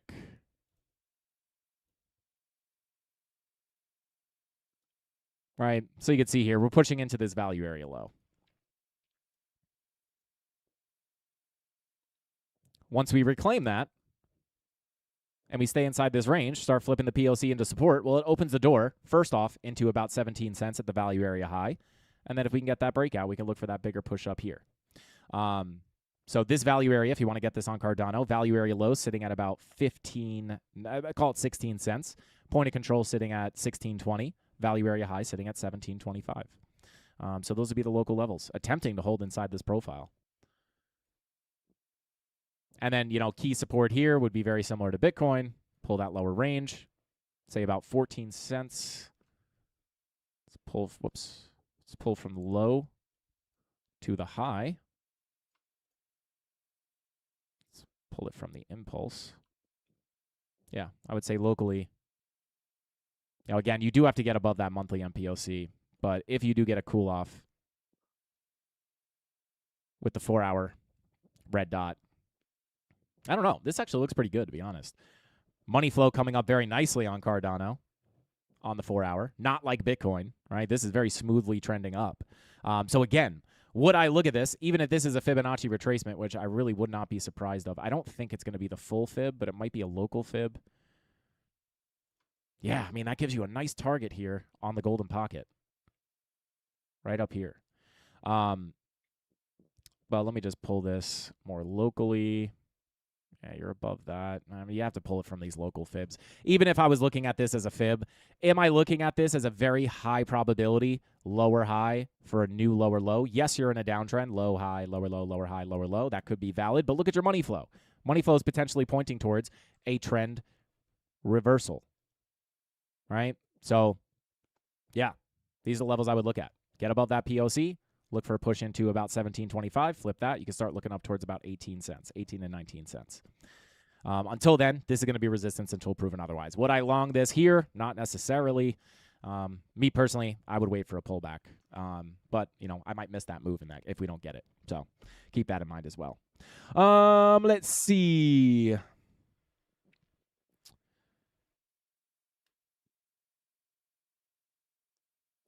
Let's take a look at Ethereum. Again, not spending a ton of time on the altcoins, guys. Really just looking at the higher time frames. There's not much to update here. We looked at this yesterday and the day before. We're pushing into the macro value area low, guys. I mean, Ethereum, you're not buying the top, right? Not financial advice, but we're at the bottom of the value area. If we deviate below, this is typically what I would see as a buying opportunity. And you're already at the lower end of your value. On top of that, you do have your weekly bullish divergences looking to print here. Potentially getting very close to printing. So that is weekly bullish divergence into your value area low. Your next major targets to the upside are really going to be, to keep it nice and simple, POC of the range at about $1,818. $1,818. 45-minute money flow crossing into the green. Let's check the daily. Yeah, daily. Yeah, we took a look at this yesterday. Not really a bull div there, to be quite honest. You don't have a lower low on your wicks. You don't have a lower low on your... It's more of an exaggerated bull div with equal lows and higher lows. So, not my favorite div, but technically it's a bullish divergence. 2-day div is there. Lower lows, higher lows. So, I mean, you got your green dot printing on the 3-day, green dot printing on the 4-day, green dot printing on the 5-day. So, yeah, I would say your next major target, 1818. And then it wouldn't be until we start flipping that where I would start looking at those bigger targets. But for now, I would say 1818 is going to be that biggest target to the upside. Let me just pull this local profile as well.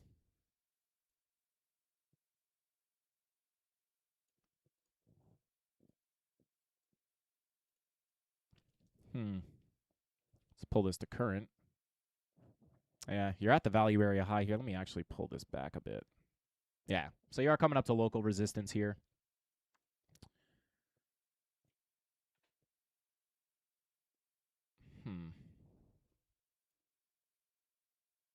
Come on. I don't know how I would want to pull this. I would say pull it up on a 4-hour real quick. Yeah, so I'll give you these local levels on ETH as well.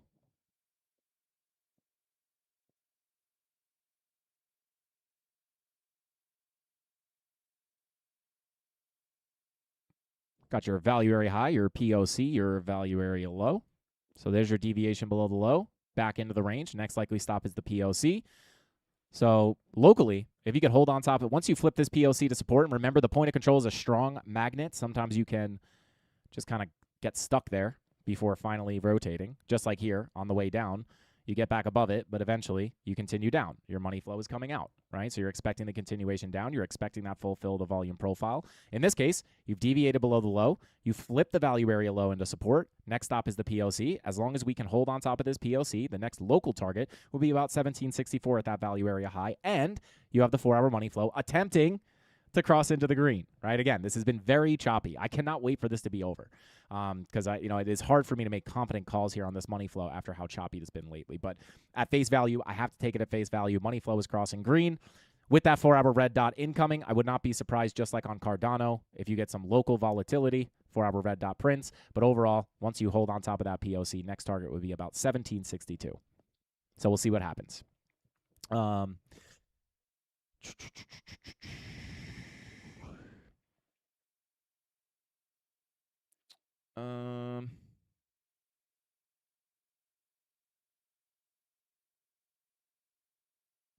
Shout out to JP, said, can you explain the 90-minute 3-day rule? Isn't that coming in for the BTC chart? Shout out to JP. The only rule that I would look at on the daily would be, or the 90-minute would be the daily, right? Daily green dot printing with the 90-minute money flow crossover typically indicates the continuation up, right? Could try to see if this one will be a good example. I guess you can mark off this crossover or this crossover. Yeah, so not really a perfect example here because one happened before, one happened after. But when I see that green dot printing and I go down to that 90-minute and I see that 90-minute money flow crossing into the green at the same time, that is indicative of a continuation of that 90-minute trend to the upside. The 3-day and 90-minute is not something I look at. Unless you're talking about something completely different, I'm not 100% sure. Everybody hates a choppy bottom. Tell me about it, Neon. Tell me about it. Could you do a list of BTC supporting cases for the bottom is in versus lower, like you did in October for the bull market versus the bear market case? Shout out to Yusuf. Yes, I will go over Solana real quick, and then I'll jump back to the Bitcoin chart. I'll cover it very briefly because I have covered a lot. But I'm happy to do that because, again, for me to say, and again, it wouldn't really be the argument that the bottom is in. I am not here to say bottom is guaranteed in. I am more here to say that based off evidence and data, it is much more likely that we are coming somewhere into the bottom of the bear market, right? Looking to form a bottom, right? We call it 2026 bottom watch, not 2026 bottoms in right now, but this is where we're going to start looking for the bottom. So yeah, I'm happy to do that for you. I think there's a really good evidence, and I'll give evidence for both sides, right? Because obviously there's the bullish case, there's the bearish case, and I'll just show you why I lean the way that I do. Not that we can't go lower, but that I am interested in buying if we go lower, right? But let me do a quick check-in on Solana here. All right, so just get my bearings here real quick. So we got the ran through the daily MPLC. I could take this off the chart. This is now, I'll take this off the chart. This is now tapped. Let me just mark off this value area low. It's got the low, POC, value area high, golden pocket 786. So yeah, this is kind of similar to Bitcoin, right? Where you're like hitting into local resistance, but the full Fibonacci retracement, the full golden pocket does sit up here between about 85 to 83.59. So I would say this is the biggest level, the bigger level. You are obviously tapping into resistance here at the value area low, but just looking at this from a volume profile perspective, take that off the chart. Let me just grab this anchored VWAP from this top. Yeah, so we've flipped this. This is actually not too shabby. So we've gotten above the structure here. We've gotten above the anchored VWAP. Pretty long-term anchored VWAP. That's nice, right? Could indicate a trend change, right? Lower high, lower high, lower high. Can't get above it, can't get above it, can't get above it, can't get above it. Boop. We flipped it. So this is going to be nice support on the way back down. We got the 4-hour money flow crossing green. Take a look at the 8-hour money flow crossing green, 10-hour money flow crossing green. And we took a look at this with the weekly green dot and bullish divergence, right? There's your weekly bull div, green dot printing. This is hopefully what we're going to see on Bitcoin as well. It just hasn't printed on Bitcoin just yet. But you do have the bull div on the weekly. We front ran this monthly MPOC, so this is still going to be your biggest target to the downside, $58. It's front ran. It does make me a little suspicious, but you got the weekly bull div. You got the green dot. When you see a green dot on the weekly time frame, your 10-hour money flow is going to be that 1/16th time frame. And you can see our 10-hour money flow crossover confluent with that green dot. Continuation of the uptrend could potentially be expected here. Now, I'm not necessarily saying it has to be the bottom, but of course, deviate below the low, money flow starts coming up. Where's that next gravitational pull on price? It's going to be that previous value. Price action always seeks fair value. Where's your fair value? It is inside the volume profile. This is cheap.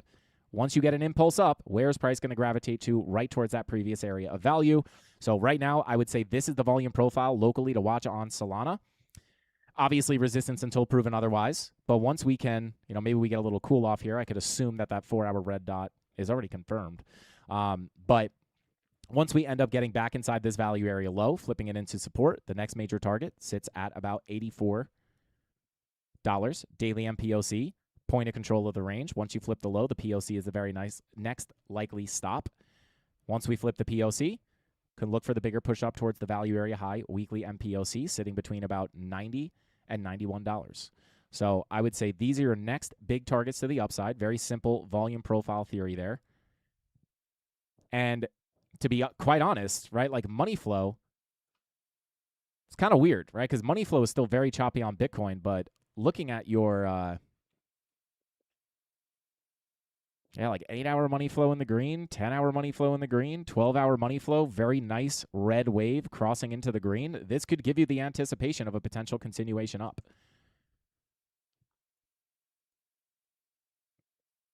So yeah, and then on the way down, I would simply watch this anchored VWAP currently coming in at about 75.17. This is going to move over time. If we come down, this will move, but it is pulled from the high here at 97.65.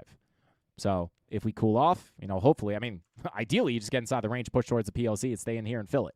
But if you do get a pullback, right, you ideally just want to kind of hold on top of that anchored VWAP and then break up in here for the bigger move up, right? This is going to be, I'll start marking these off again.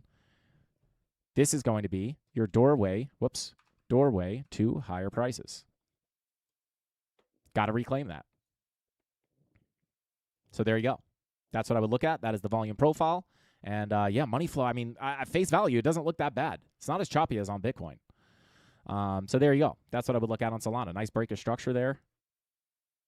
Yeah, even looking at these highs, right? Like you have these structural highs. If we come back down and this anchored VWAP is right here, this would be a nice, definitely the biggest support I would look at. Pull it from this latest impulse. This would be a big level to hold. So key support to the downside if you do get a bigger pullback would be sitting right here between 76.04 and 74.11. And let me just check here. If we had a MPOC in there or something, that would be beautiful. Look at that. Daily MPOC, absolutely perfect. So definitely going to be the big level to look at to the downside.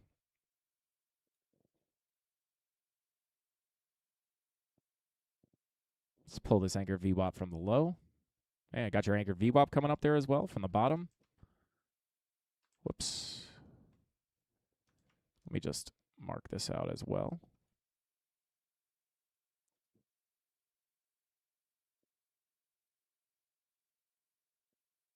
Yeah, and then once, let's pull up the 4-hour real quick. Whoops.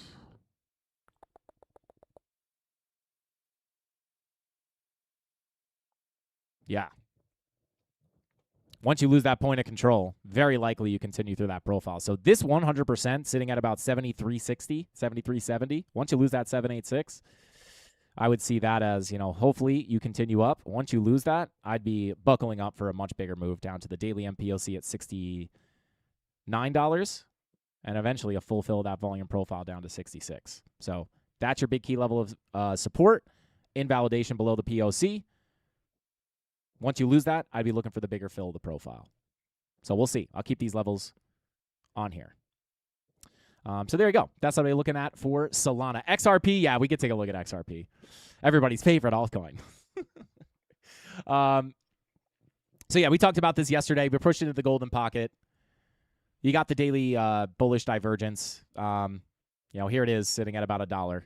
Bottom of the golden pocket sits at almost $1 even. So this is your biggest support from a high time frame perspective, and we covered this yesterday. If you hold this, right, the biggest level of resistance is going to be sitting up at the value area high. Just keep in mind, this is a volume profile. If we can't get out of this value area high, like I am not getting super excited here.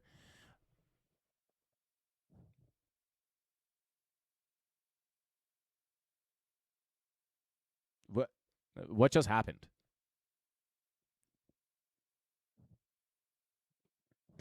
How did that happen? Everything just minimized at one time. Give me a second here, guys. The heck? We're getting hacked. We're getting hacked, Mafia. Oh, my God. But I don't know if that popped up on screen or not. That was weird. But inside the volume profile, guys, we can't get out of here, and I'll give you these exact levels, right? You're at the golden pocket. You got the bull divs. If we continue up, the biggest level of resistance is going to be about $1.20. Once we get stuck in here, golden pocket at about 99 cents. You can't hold this. That is, in my opinion, where you're going to get the bigger drop down towards about 80 cents, 82. Call it 82 to about 75 cents. But you are pushing into support on the way back up. If you can get the continued bounce, your biggest level of resistance to look at is 118 to 123. It's a golden pocket 786 retracement, right? So if it is going to be stuck in here, take out the low. This is 100% going to be the biggest level to look at. Once we can get out of this value area high, flip that 786 into support, that is where we can start pushing up towards the previous value, which sits up here between 133 and 145, 146. But right now, you're kind of just stuck between the golden pocket and the value area high. You absolutely must get out of here. You get the rejection here. We'll take a look at money flow if we get that rejection. But if you're going to put in a lower high and a lower low, and we're going to get a big pop to the upside, this is the highest you would look for that retracement. To look for the lower high, once we break out there, that would be our first kind of major sign of strength. You start breaking the structure, you get above the 786, which invalidates the lower high, and then you can start looking at these bigger levels up here towards $1.34. So daily money flow attempting to come up here, which is nice. Right, if we push up and that money flow continues up towards the zero line, we start to see a potential crossover into the green. Not only do you have a push into support with a bullish divergence, but again, you have that bullish divergence into your key level with your money flow coming up. That is more indicative of a bigger continuation. So we'll have to cross that bridge if and when we get up towards that golden pocket 786. And then the last level underneath you right now before potentially seeing a bigger drop to the 80s is going to be about 99 cents. So there you go. That's what I would look at for XRP. Yeah, what is XRP? We love the hate. Shout out to Alex. Yeah. I'm just like, I don't know. I am so agnostic, guys. It is a chart for me. Again, I always say this. I think the reason that Cardano, XRP get all this like crazy hate is because you have all these influencers out there that were calling for XRP to go to $1,000 this cycle, which obviously, if you tune into this channel, would never be my assumption, right? It's so unrealistic for XRP to go to $1,000, especially this cycle, right? And I think people have high hopes, and they're like, we only got to $3.63, and we were supposed to go to $1,000. What a trash asset.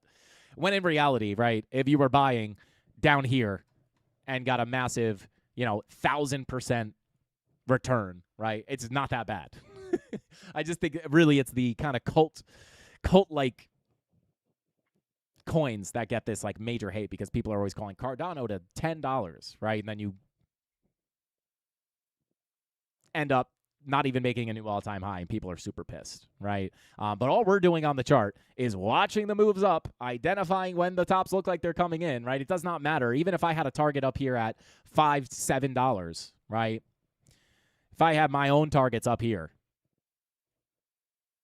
once we start to identify what the chart looks like here, we start to realize, like, hey, this target is no longer really that realistic, right?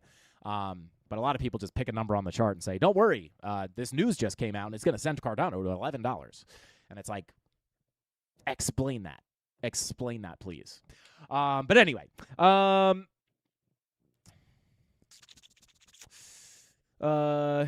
at the end of the day, right, like even something like XRP, right, like let's say XRP does go to zero, right, which I'm not necessarily in the camp of, but let's just say it goes to zero, right? If you identify that the chart is super oversold here, you have confirmations to accumulate for a big push up, and you're taking profit along the way, like there's money to be made there, whether it goes to $1,000, $10, whatever it goes to, right? There's opportunity to make money there, and that's why I always recommend people look at the charts agnostically, right? It does not matter.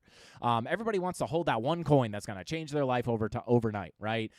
Which can happen, right? It's not impossible for that to happen, but it is, if you just view it from an agnostic, data-driven perspective, you can identify when price is cheap and you should be buying, and then you can identify where the tops are starting to come in, and you may want to offload some of your crypto, right? In that case, it does not matter if this coin is XRP, Flubber coin, it doesn't matter, right? You're only looking at the candlesticks, right? Even the price doesn't necessarily, like the dollar amount does not really matter, right? It's all about the percentage move, right? The numbers here are just kind of like a way to like a marker, like a context marker, like $2 is above $1, right?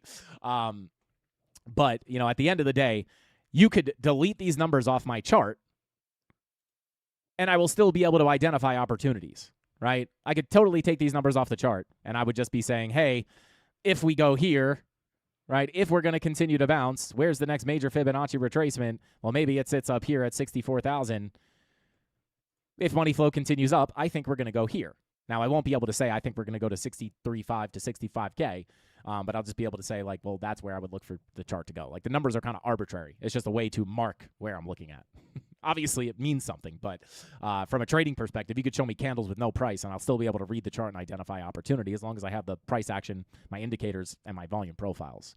Once you start looking at the market like that, guys, it becomes so much easier. It becomes so much easier, guys. It really does, because then you're not sitting there thinking, I'm up, whatever the number is for you. I'm up $10,000 on XRP, but this guy on the internet said it's going to $1,000. If I hold it to $1,000, I'll be rich. If you can look at the chart and say, it doesn't look like it's going to $1,000, it'll be very clear to you that a major top is coming in and you should probably take profits. It doesn't matter what those arbitrary targets are. And then you'll be able to actually sell tops and buy bottoms. That's all that matters, right? I always recommend, even if you don't want to be a trader, it is very important to understand even just the higher time frame charts, which I will get into because I forget who asked for it. I'll kind of go over the bullish case and the bearish case. But once you're able to understand the just basis, right? The basics of technical analysis, right? You could start to say to yourself, wow, somebody's calling for Bitcoin to go to $5,000. But the chart says otherwise, right? You could at least kind of, you have something to weigh these random price targets against. They say it's going to 250K, but I see massive weekly bearish divergences. I see weekly money flow coming out. This is typically indicative of a bear market. Do I think it's going to 250K at that point? Absolutely not.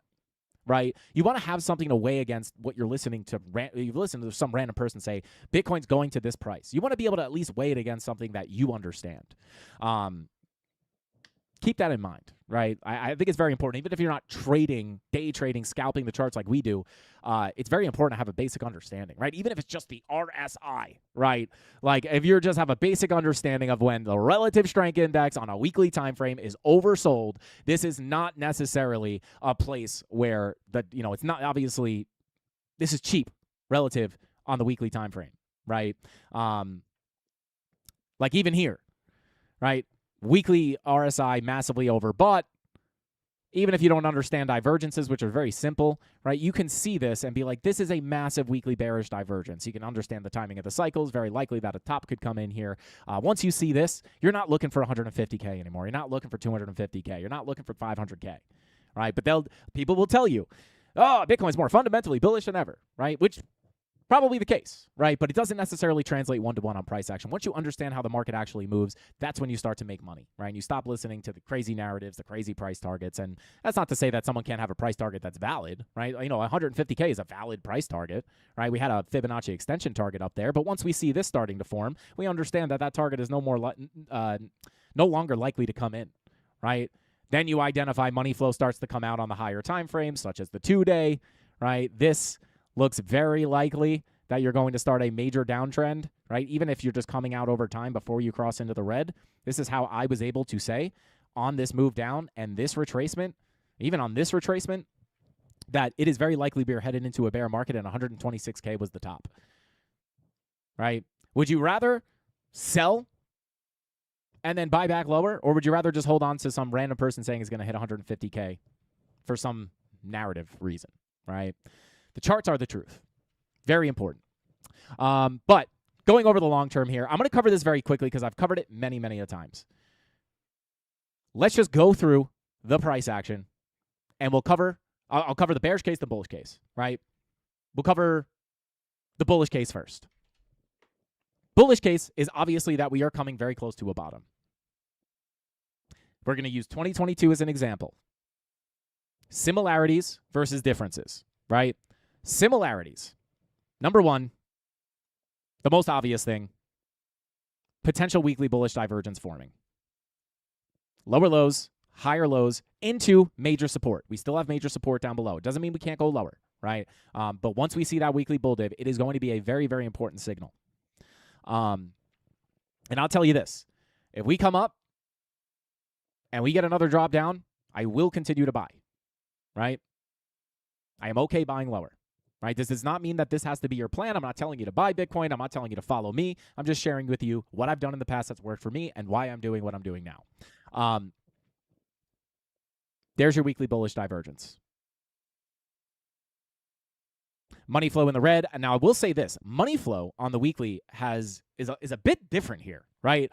Typically, and again, what we did in the past back here was we see the weekly money flow trending to the downside, right? And I didn't have my channel back here. I had started it like right around here. And the reason we looked for this to be a lower high for a massive capitulation into the bear market had everything to do with the weekly money flow. Traditionally, or historically, I should say, when weekly money flow starts to come out and eventually crosses into the red, that is a good time to start dollar cost averaging into Bitcoin. And I know this is going to be repetitive for a lot of you, but I think it's important to go over for people who have not seen it. There's your weekly money flow crossover. There's your weekly money flow crossover. This is the exact same thing that we looked at when I bought the bottom of 2022. Money flow crosses red, capitulation, accumulation. Money flow crosses red, capitulation, accumulation. Money flow crosses red. Everybody hated me, guys. They hated me. I just got on YouTube and they were like, screw this guy. This guy's an idiot. Who's this guy? Everyone's saying 100K. Why is this guy saying it's a bear market? It's not me. It's the charts, right? Money flow crosses red, big capitulation, accumulation. So what can we take away from that? Anytime money flow crosses into the red and we get a big capitulation, sure, you might not be buying the exact bottom. In some cases you were, but this was not a bad time to buy Bitcoin. This was not a bad time to buy Bitcoin. This was not a bad time to buy Bitcoin. And I like using 2022 because that big first capitulation was not the bottom. But does that mean that it's a terrible idea to start dollar cost averaging in this accumulation, right? When it comes to long-term bags, I personally am not necessarily going to wait for that 14. I had a 14K target down here, guys. I was not going to sit there with my bag waiting for 14K, especially when I start seeing those bullish divergences forming, right? And again, once the weekly money flow gave us the capitulation, I started dollar cost averaging in throughout all this price action, right? I'm not concerned about, oh my God, I bought here and then it went lower. Oh my God, right? All I'm thinking is weighted dollar cost average, weighted dollar cost average, weighted dollar cost average, right? Buy up the bottom. I'm not worried about catching the exact low. So what do we have here? Weekly money flow crossover, big capitulation. Not a bad time. Again, for me, not telling you to do this, right? This is not financial advice. I am prepared for price to go lower. I am totally fine buying lower. If you're not okay with that, then that's up to you, right? And I think I genuinely believe you should do what you think is right, not what I think is right. I'm just sharing with you. I'm showing my work, for lack of a better term. Weekly money flow crossover. Big capitulation. I guess you can kind of incorporate this. Weekly bullish divergence, potentially looking to print. Doesn't mean it can't invalidate, right? Also, we are already gotten a 54% dump, right? So I already know I'm not buying the top, right? Very similar, right? Now, we did not get weekly bullish divergences in 2018 or 2015. It was kind of nice that we had this weekly bull div. Very, very clean confirmation there. It's almost exactly the same thing that we saw in the previous cycle. So when we list this off, weekly money flow, I don't know how to like check these off as like lists as a list, right? Money flow has already crossed red and given us the biggest capitulation, right? That first weekly money flow crossover has historically every single time given you that big capitulation. So I guess check that off, right? Weekly money flow crossover, big capitulation. I'm already looking for a bottom to form, whether it happens here or we go down lower and it starts to just be a longer term accumulation, right? This has typically, historically, not been a bad time for me to start accumulating Bitcoin. So weekly money flow crossover, potential weekly coming into major support, retesting the all-time high. Right? We retested it, we slipped below it. We retest it, we slip below it. Here we didn't get anywhere near it, right? But we retested it, slipped below it, retested the all-time high, slipped below it. Pulling up the moving averages. I'll just pull up the 300 week. Right, because that's the only one we have underneath us as far as like the major bear market areas of interest.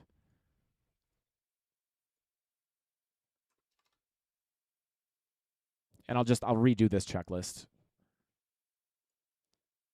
Again, we can't go back further enough here. But 300 week, we didn't tap it for the bottom. We retested it. The bottom was already in, but around the 300 week. We slipped the 300 week. We could say around the 300 week. Historically, would it be a bad time to buy when Bitcoin is at or near the 300 week moving average? No. If you bought it down here, you bought the bottom. If you bought it here, you bought it dang near the bottom.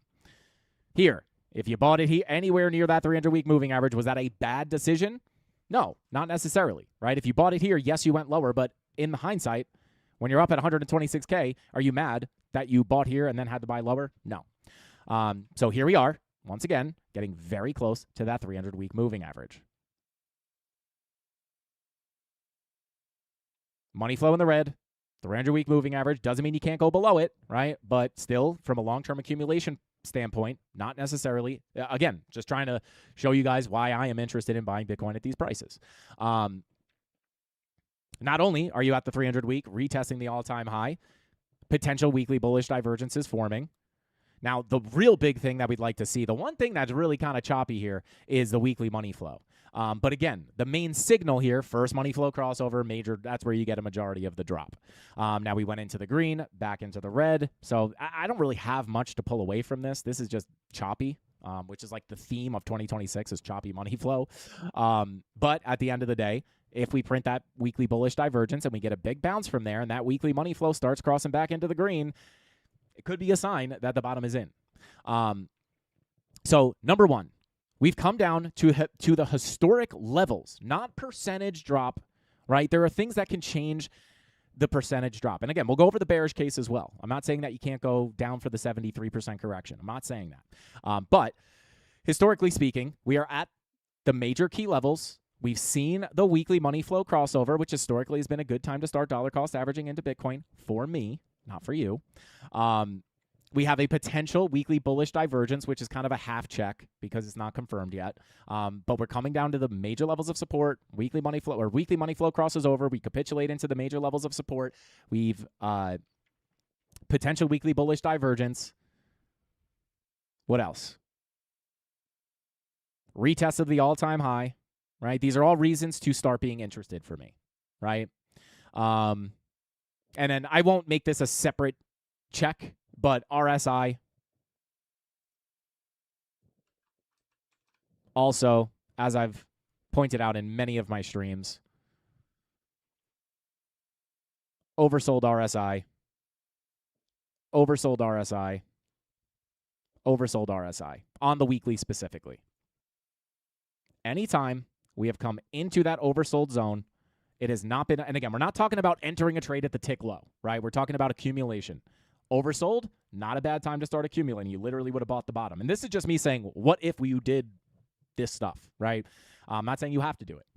Oversold RSI, you would have been buying the bottom of the bear market. Oversold RSI, question mark, right? So from an RSI percent, like all the indicators, all the technical confirmations, all the macro bear market levels are all pointing towards a bottom being close. Again, maybe it's in. I'm not saying it is. But it's either in or it's close, right? I am open to it being close, and we can go for another drop down. There's tons of support underneath us. So there you go, right? Like that's the bullish case. You can just look at the chart. Don't take my word for it. This is what I'm looking at. Whether you can accept it, you cannot accept it, it's totally up to you. And again, I always say this. If you disagree with everything on these charts right now, you should listen to your own plan, right? If you want to hold on to your capital until we hit 30K, until we hit 47K, 48K, whatever it is, you should do that, right? That's not what I'm doing, but if that's what you want to do, you should do that, right? Because if my plan is wrong, I am happy to buy lower. Right? If that's not the case for you, you should just listen to yourself, right? I genuinely believe that. Because, again, if you were to just listen to some guy on YouTube, whether it's me or somebody else, and then your plan plays out, you're going to be very upset, right? So all I'm doing is showing you the information. Use this and incorporate it into your analysis, into your plan. You don't have to follow my exact plan. So there is the bullish case, right? I mean, honestly, the RSI, I think, is a very simple way to just, look at it. Anytime Bitcoin comes down here, I'm interested in buying it, right? Whether it goes lower or not.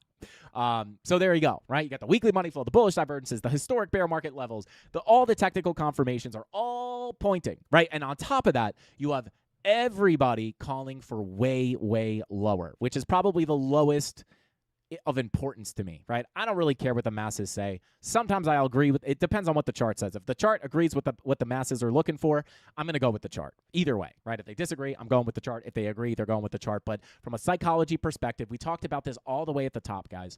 I want to prepare you guys. And I will also say this. The one thing that makes me a little bit suspicious about any of this playing out is the fact that we literally talked about this up here. Like, hey, guys, let me get you ready psychologically for what is probably about to come in the bear market. We're going to get the big capitulation. Everyone's going to think this is a higher low for a new high to come. It's very likely going to be a lower high for the big capitulation on money flow coming out. This is where sentiment is absolutely going to get destroyed. It's going to be very hard to buy Bitcoin because it's going to feel super bearish. Everyone's going to be calling for these crazy lower targets. But I share the information. If we see literally what we're seeing right now, you might want to start scratching your head and wondering if those lower targets are going to come in. So that's just another thing psychologically. I feel like everybody wants 30K. Everybody wants 40K. And it's not to say that it can't come in. I'm about to show you the bearish case as well. But there's a reason why I have my viewpoint, right? So there you go. There's the bullish case. Now, let's do the fun part. Let's go over the bearish case. Because, of course, price can go up or down. All my job is to look at the charts, figure out which way I want to lean, look at the evidence pieces, right? Whatever side has the most evidence pieces, that's the way I'm going to lean. But let's go over the bearish case here. So the bearish case, for me personally, and I think the big argument for a lot of people is October low, which, to be fair, you could potentially put a low in October without having to go down to 30K. Just to put that out there. But I think the biggest arguments are the cycle, right? And I would agree that you do have some things conflicting here, right? Back in this cycle, everything lined up. Everything. You had the expected 77% correction, which was slightly less than this and slightly less than this, right? This was 88, 86, 77% if you average it out, was the percentage that I was personally looking for, around 76 to 78%. So you had the percentage drawdown, which lined up perfectly. You had all the key levels, which lined up perfectly. You had the 365 days from the top to the bottom, which lined up perfectly. And you had that bullish divergence and all those technical confirmations printing all at the exact same time. So you had everything. You had the 4-year cycle. You had the technical confirmations all happening at the same time. Very, very, I would say, and I don't want to say an easy bottom to call, but like a much more simple bottom, right? Because there was not really a lot. Like the only argument here was FTX collapse, they're going to regulate Bitcoin into the ground, 8K incoming. That's not enough for me to say it's going down, right? It's a narrative. And typically, the bad news is what marks the bottom, right? So this was a lot simpler. Here, to be fair, is a lot more difficult because we have some conflicting things. The 4-year cycle, the October, and then again, right, the 365 days, it was just absolutely perfect, right? If you mark this out to 300 and, we'll say 365 days, that's where people are getting that October bottom. Listen, I mean, this has been the case almost every single time. So I don't think you're crazy for looking for that, right? This is a valid case. This could totally play out. So we have some things that don't line up here. Number one is the timing, right? If this were to be the bottom, which again, I'm not saying it is, you're putting the bottom in earlier than you have in the past. Number two, I think the big thing is people are saying you're only 50% down.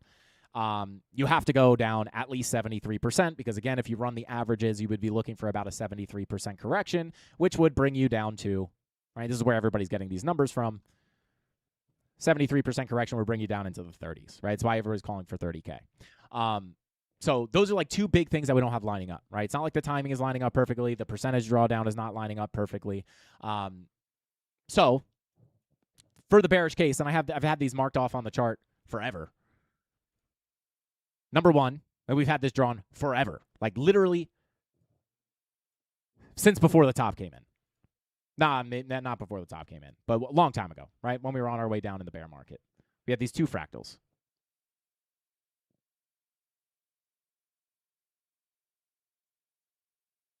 Most bullish case is that you get the low coming in somewhere around here, right? Even if we put in another low, maybe this is the first bottom, big rally, and then we get some kind of crazy news event, and like maybe it brings you down to the point of control of our previous volume profile, right? I'm not expecting it to follow this exact same path. That would be absolutely creepy if it does.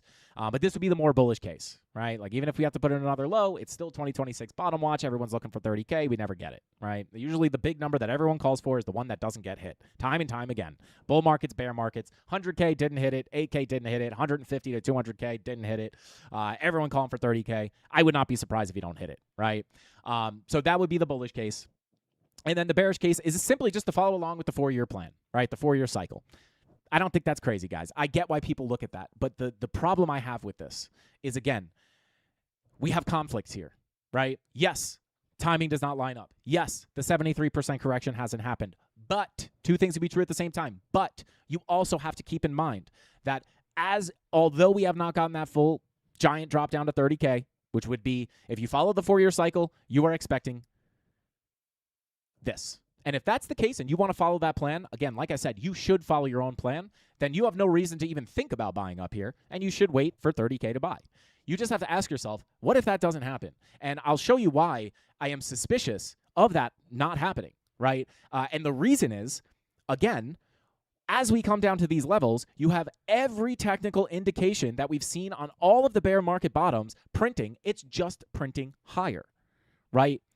The 300-week moving average is not sitting down here, right? The 300-week moving average down here, it made sense to come test that 300-week, right? But it was sitting down there for the 77% correction. The 300-week moving average is not sitting down here. It's all the way up here, right? So if you're going to use that 300-week moving average as a place to start looking for a bottom, right? Historically, at least, I guess we don't have the history to say back here.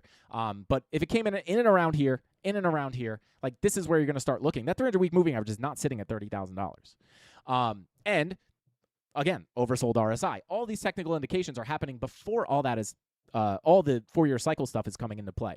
So at the end of the day, is it possible to see the 4-year cycle play out? I would personally say absolutely. And it's not impossible. And when something is played out so perfectly time and time again, it's kind of hard to not pay attention to that. But again, especially in trading, two things can be true at the same time. Yes, the timing has not lined up. Yes, the percentage drawdown has not lined up. But you have massive confirmations on every single indicator, even like the on-chain metrics, a lot of the things that signal the bottom. Some have triggered, some haven't. But there is a lot of reason to be sitting here scratching your head like, So that is where I come from. And when you look at this from a evidence list perspective, again, Weekly money flow cross into the red. Massive capitulation. 300-week moving average. Into major support. Or we'll use this as potential weekly bullish divergences. All those check marks that we had here. What would be the argument for the drop down to 30K? And again, I would say it's valid. I don't know which one's going to play out, guys. I wish I knew. And I know a lot of people look to me for that crystal ball. I genuinely don't know. All I can, and nobody knows at that, to be fair, right? Nobody knows. But what would my argument be for the bearish case to play out? And again, it's not that it's invalid. It's just a shorter list. It's the 4-year cycle doesn't line up. It is a thing, right? Like it is a thing that does not line up. I am not ignoring that.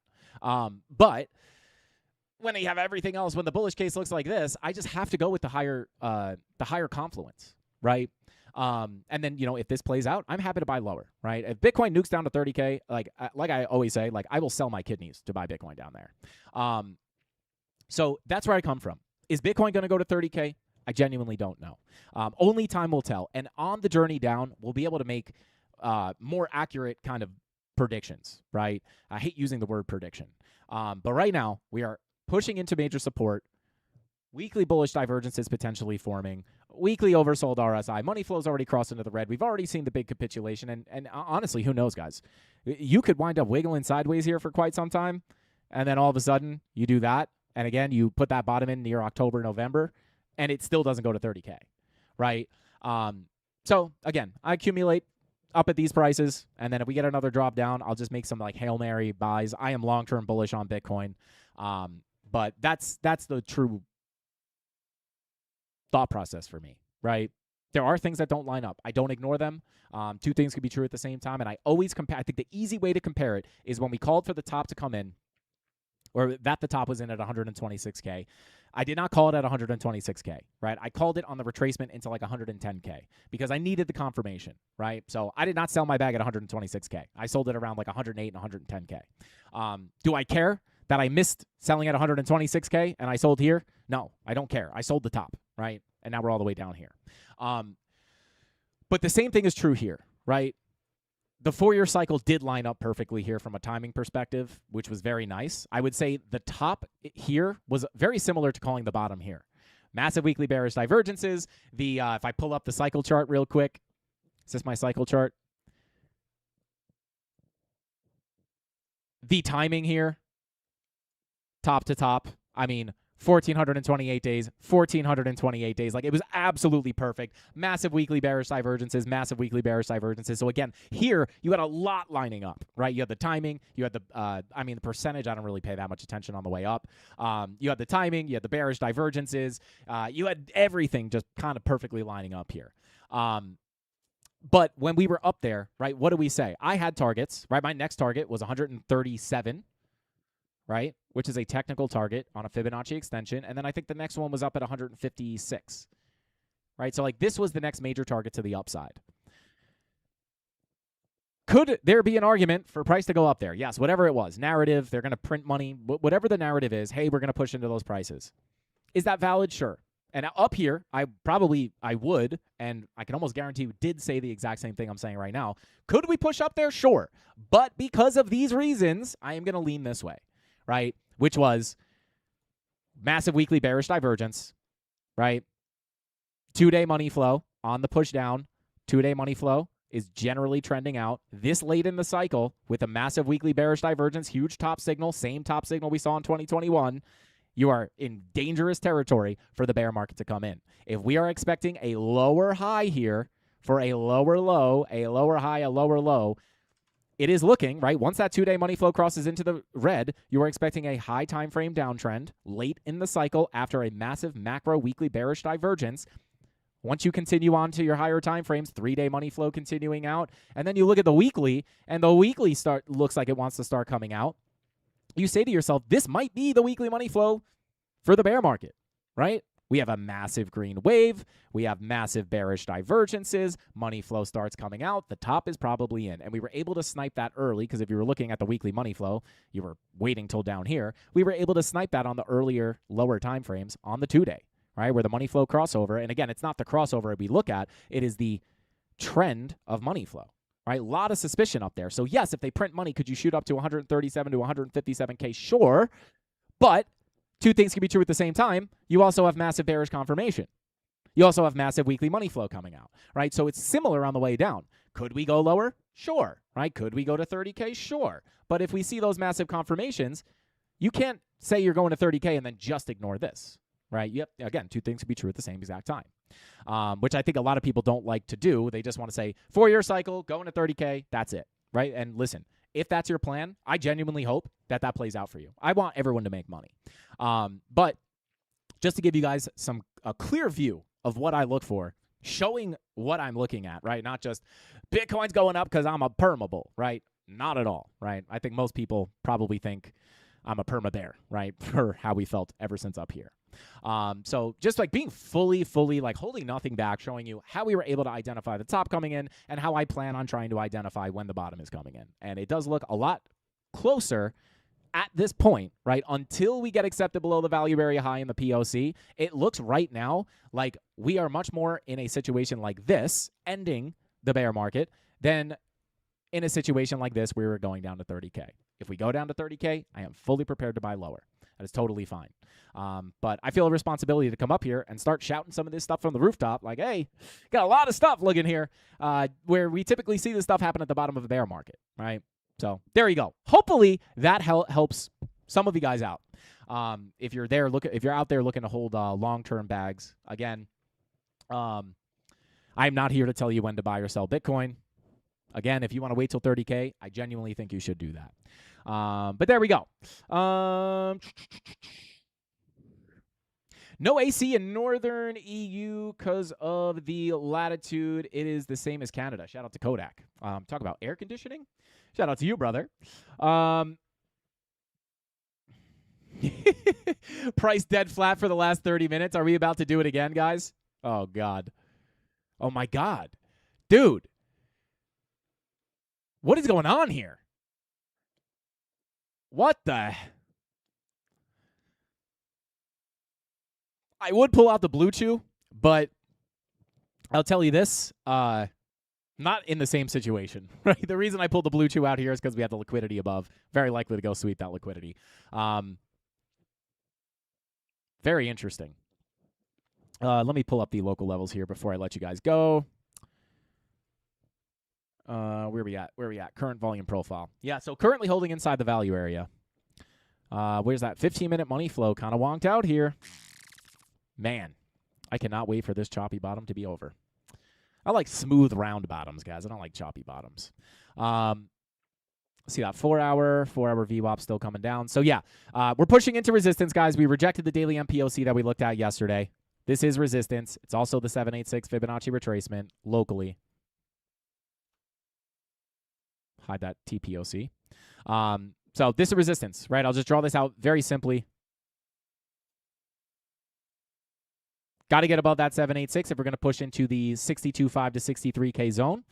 If we break this, I think it's probably... It's going to be... I mean, the next move is going to be up in here, right? So until then, we are rejecting the 786 daily MPOC confluence. We have a potential 4-hour red dot incoming. So if this 4-hour red dot prints and this 15-minute money flow crosses into the red, that is what I will look for the local continuation down. If we get the bigger pullback, the biggest level of support to watch right now, in my opinion, is going to be, where are we at?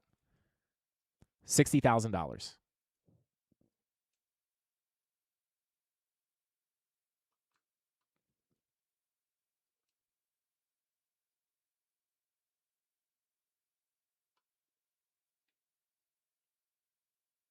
Golden pocket, 786 POC. You could kind of make this a full zone.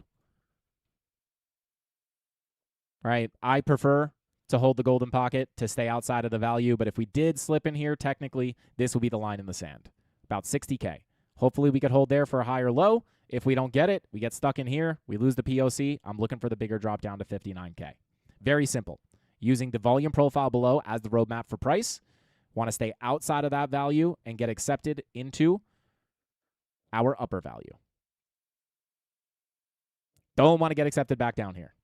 Want to get up here, flip 62K, push into 62.5 to 63K. And then, of course, we'll cover this when, if and when we get there. And then, I don't know, I might take a short up here, depending on what the confirmations look like. Once we get above here, I think we look for the bigger move up towards about 65K, really sitting between about 63.8 to 65K or 64.5. And then again, these are all local levels, guys, from a high time frame perspective. Pull up the macro profile. If you're just here for the long-term moves on Bitcoin, you don't care about the local ups and downs, the biggest level to watch right now is very simply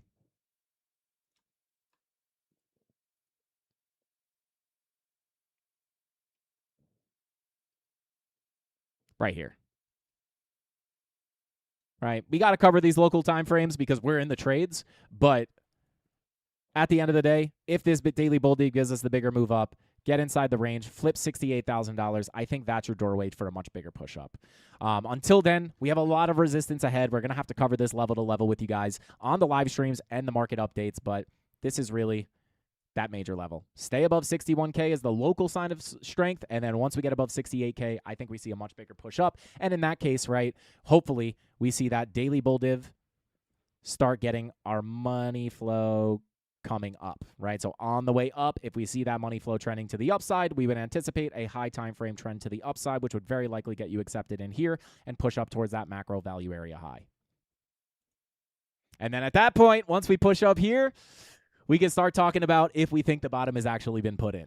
So that's what I'm looking at, guys. Mark those local key levels and this macro key level if you're just looking for the long-term stuff.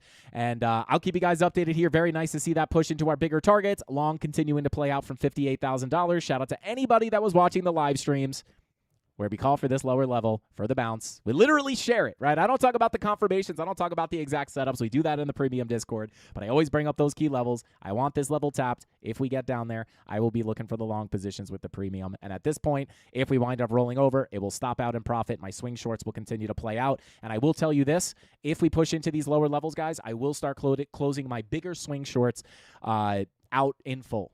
Right? Doesn't mean I'm not going to ever take another short. But these shorts have been held from $98,000. So I'm probably going to lock in the rest of those profits if we get another drop. And until then, I will keep you guys updated here with the market updates and the live streams. Shout out to the Mafia. Thank you guys for tuning in. I appreciate every single one of you. Shout out to Big Huggies. Shout out to Jesse. Smash that like button on your way out if you learned something or I am helping you at all navigate your trading journey or these crazy long-term cycles. Shout out to Girl Dad. Indian Martini, you were live this whole time. Where was my personal notification? Shout out to Indian Martini. Shout out to Justin. Shout out to Mr. Judd, Neon Visual, Flippa Frank, and last but not least, E-Rock and Eddie. Call Satoshi. I'll call my dad after the stream, guys. I'll try to get him to pump it up. That's all I got for today's live stream. Thank you all for tuning in. I appreciate you all. And we'll check back in tomorrow. Might drop a market update tomorrow unless we get a big move. But yeah, drop some kind of content every single day here. And if we get a big move, I'll go live. So with all that being said, that's all the time I got for today's live stream. Smash that like button on your way out. I love you all. Hasta pasta. Frankie Candles out. Bing bong.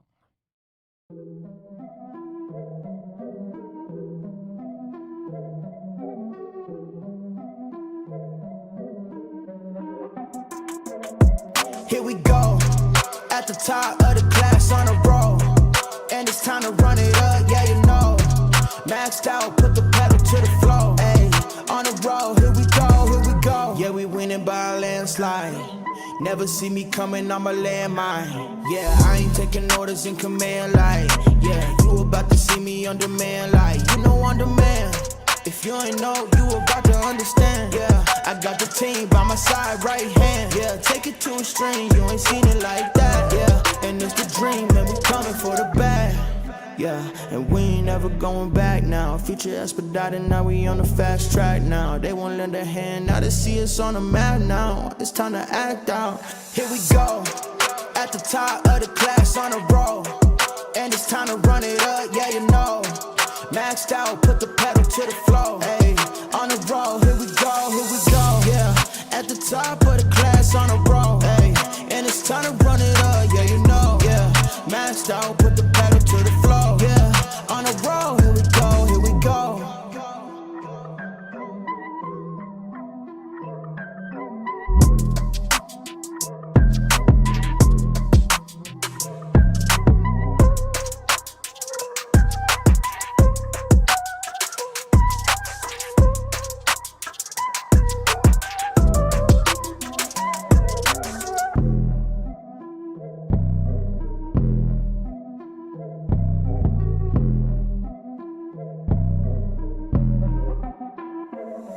Here we go, at the top of the class on a roll. And it's time to run it up, yeah, you know. Maxed out, put the pedal to the floor. Hey, on a roll, here we go, yeah. At the top of the class on a roll. Hey, and it's time to run it up, yeah, you know. Yeah, maxed out, put the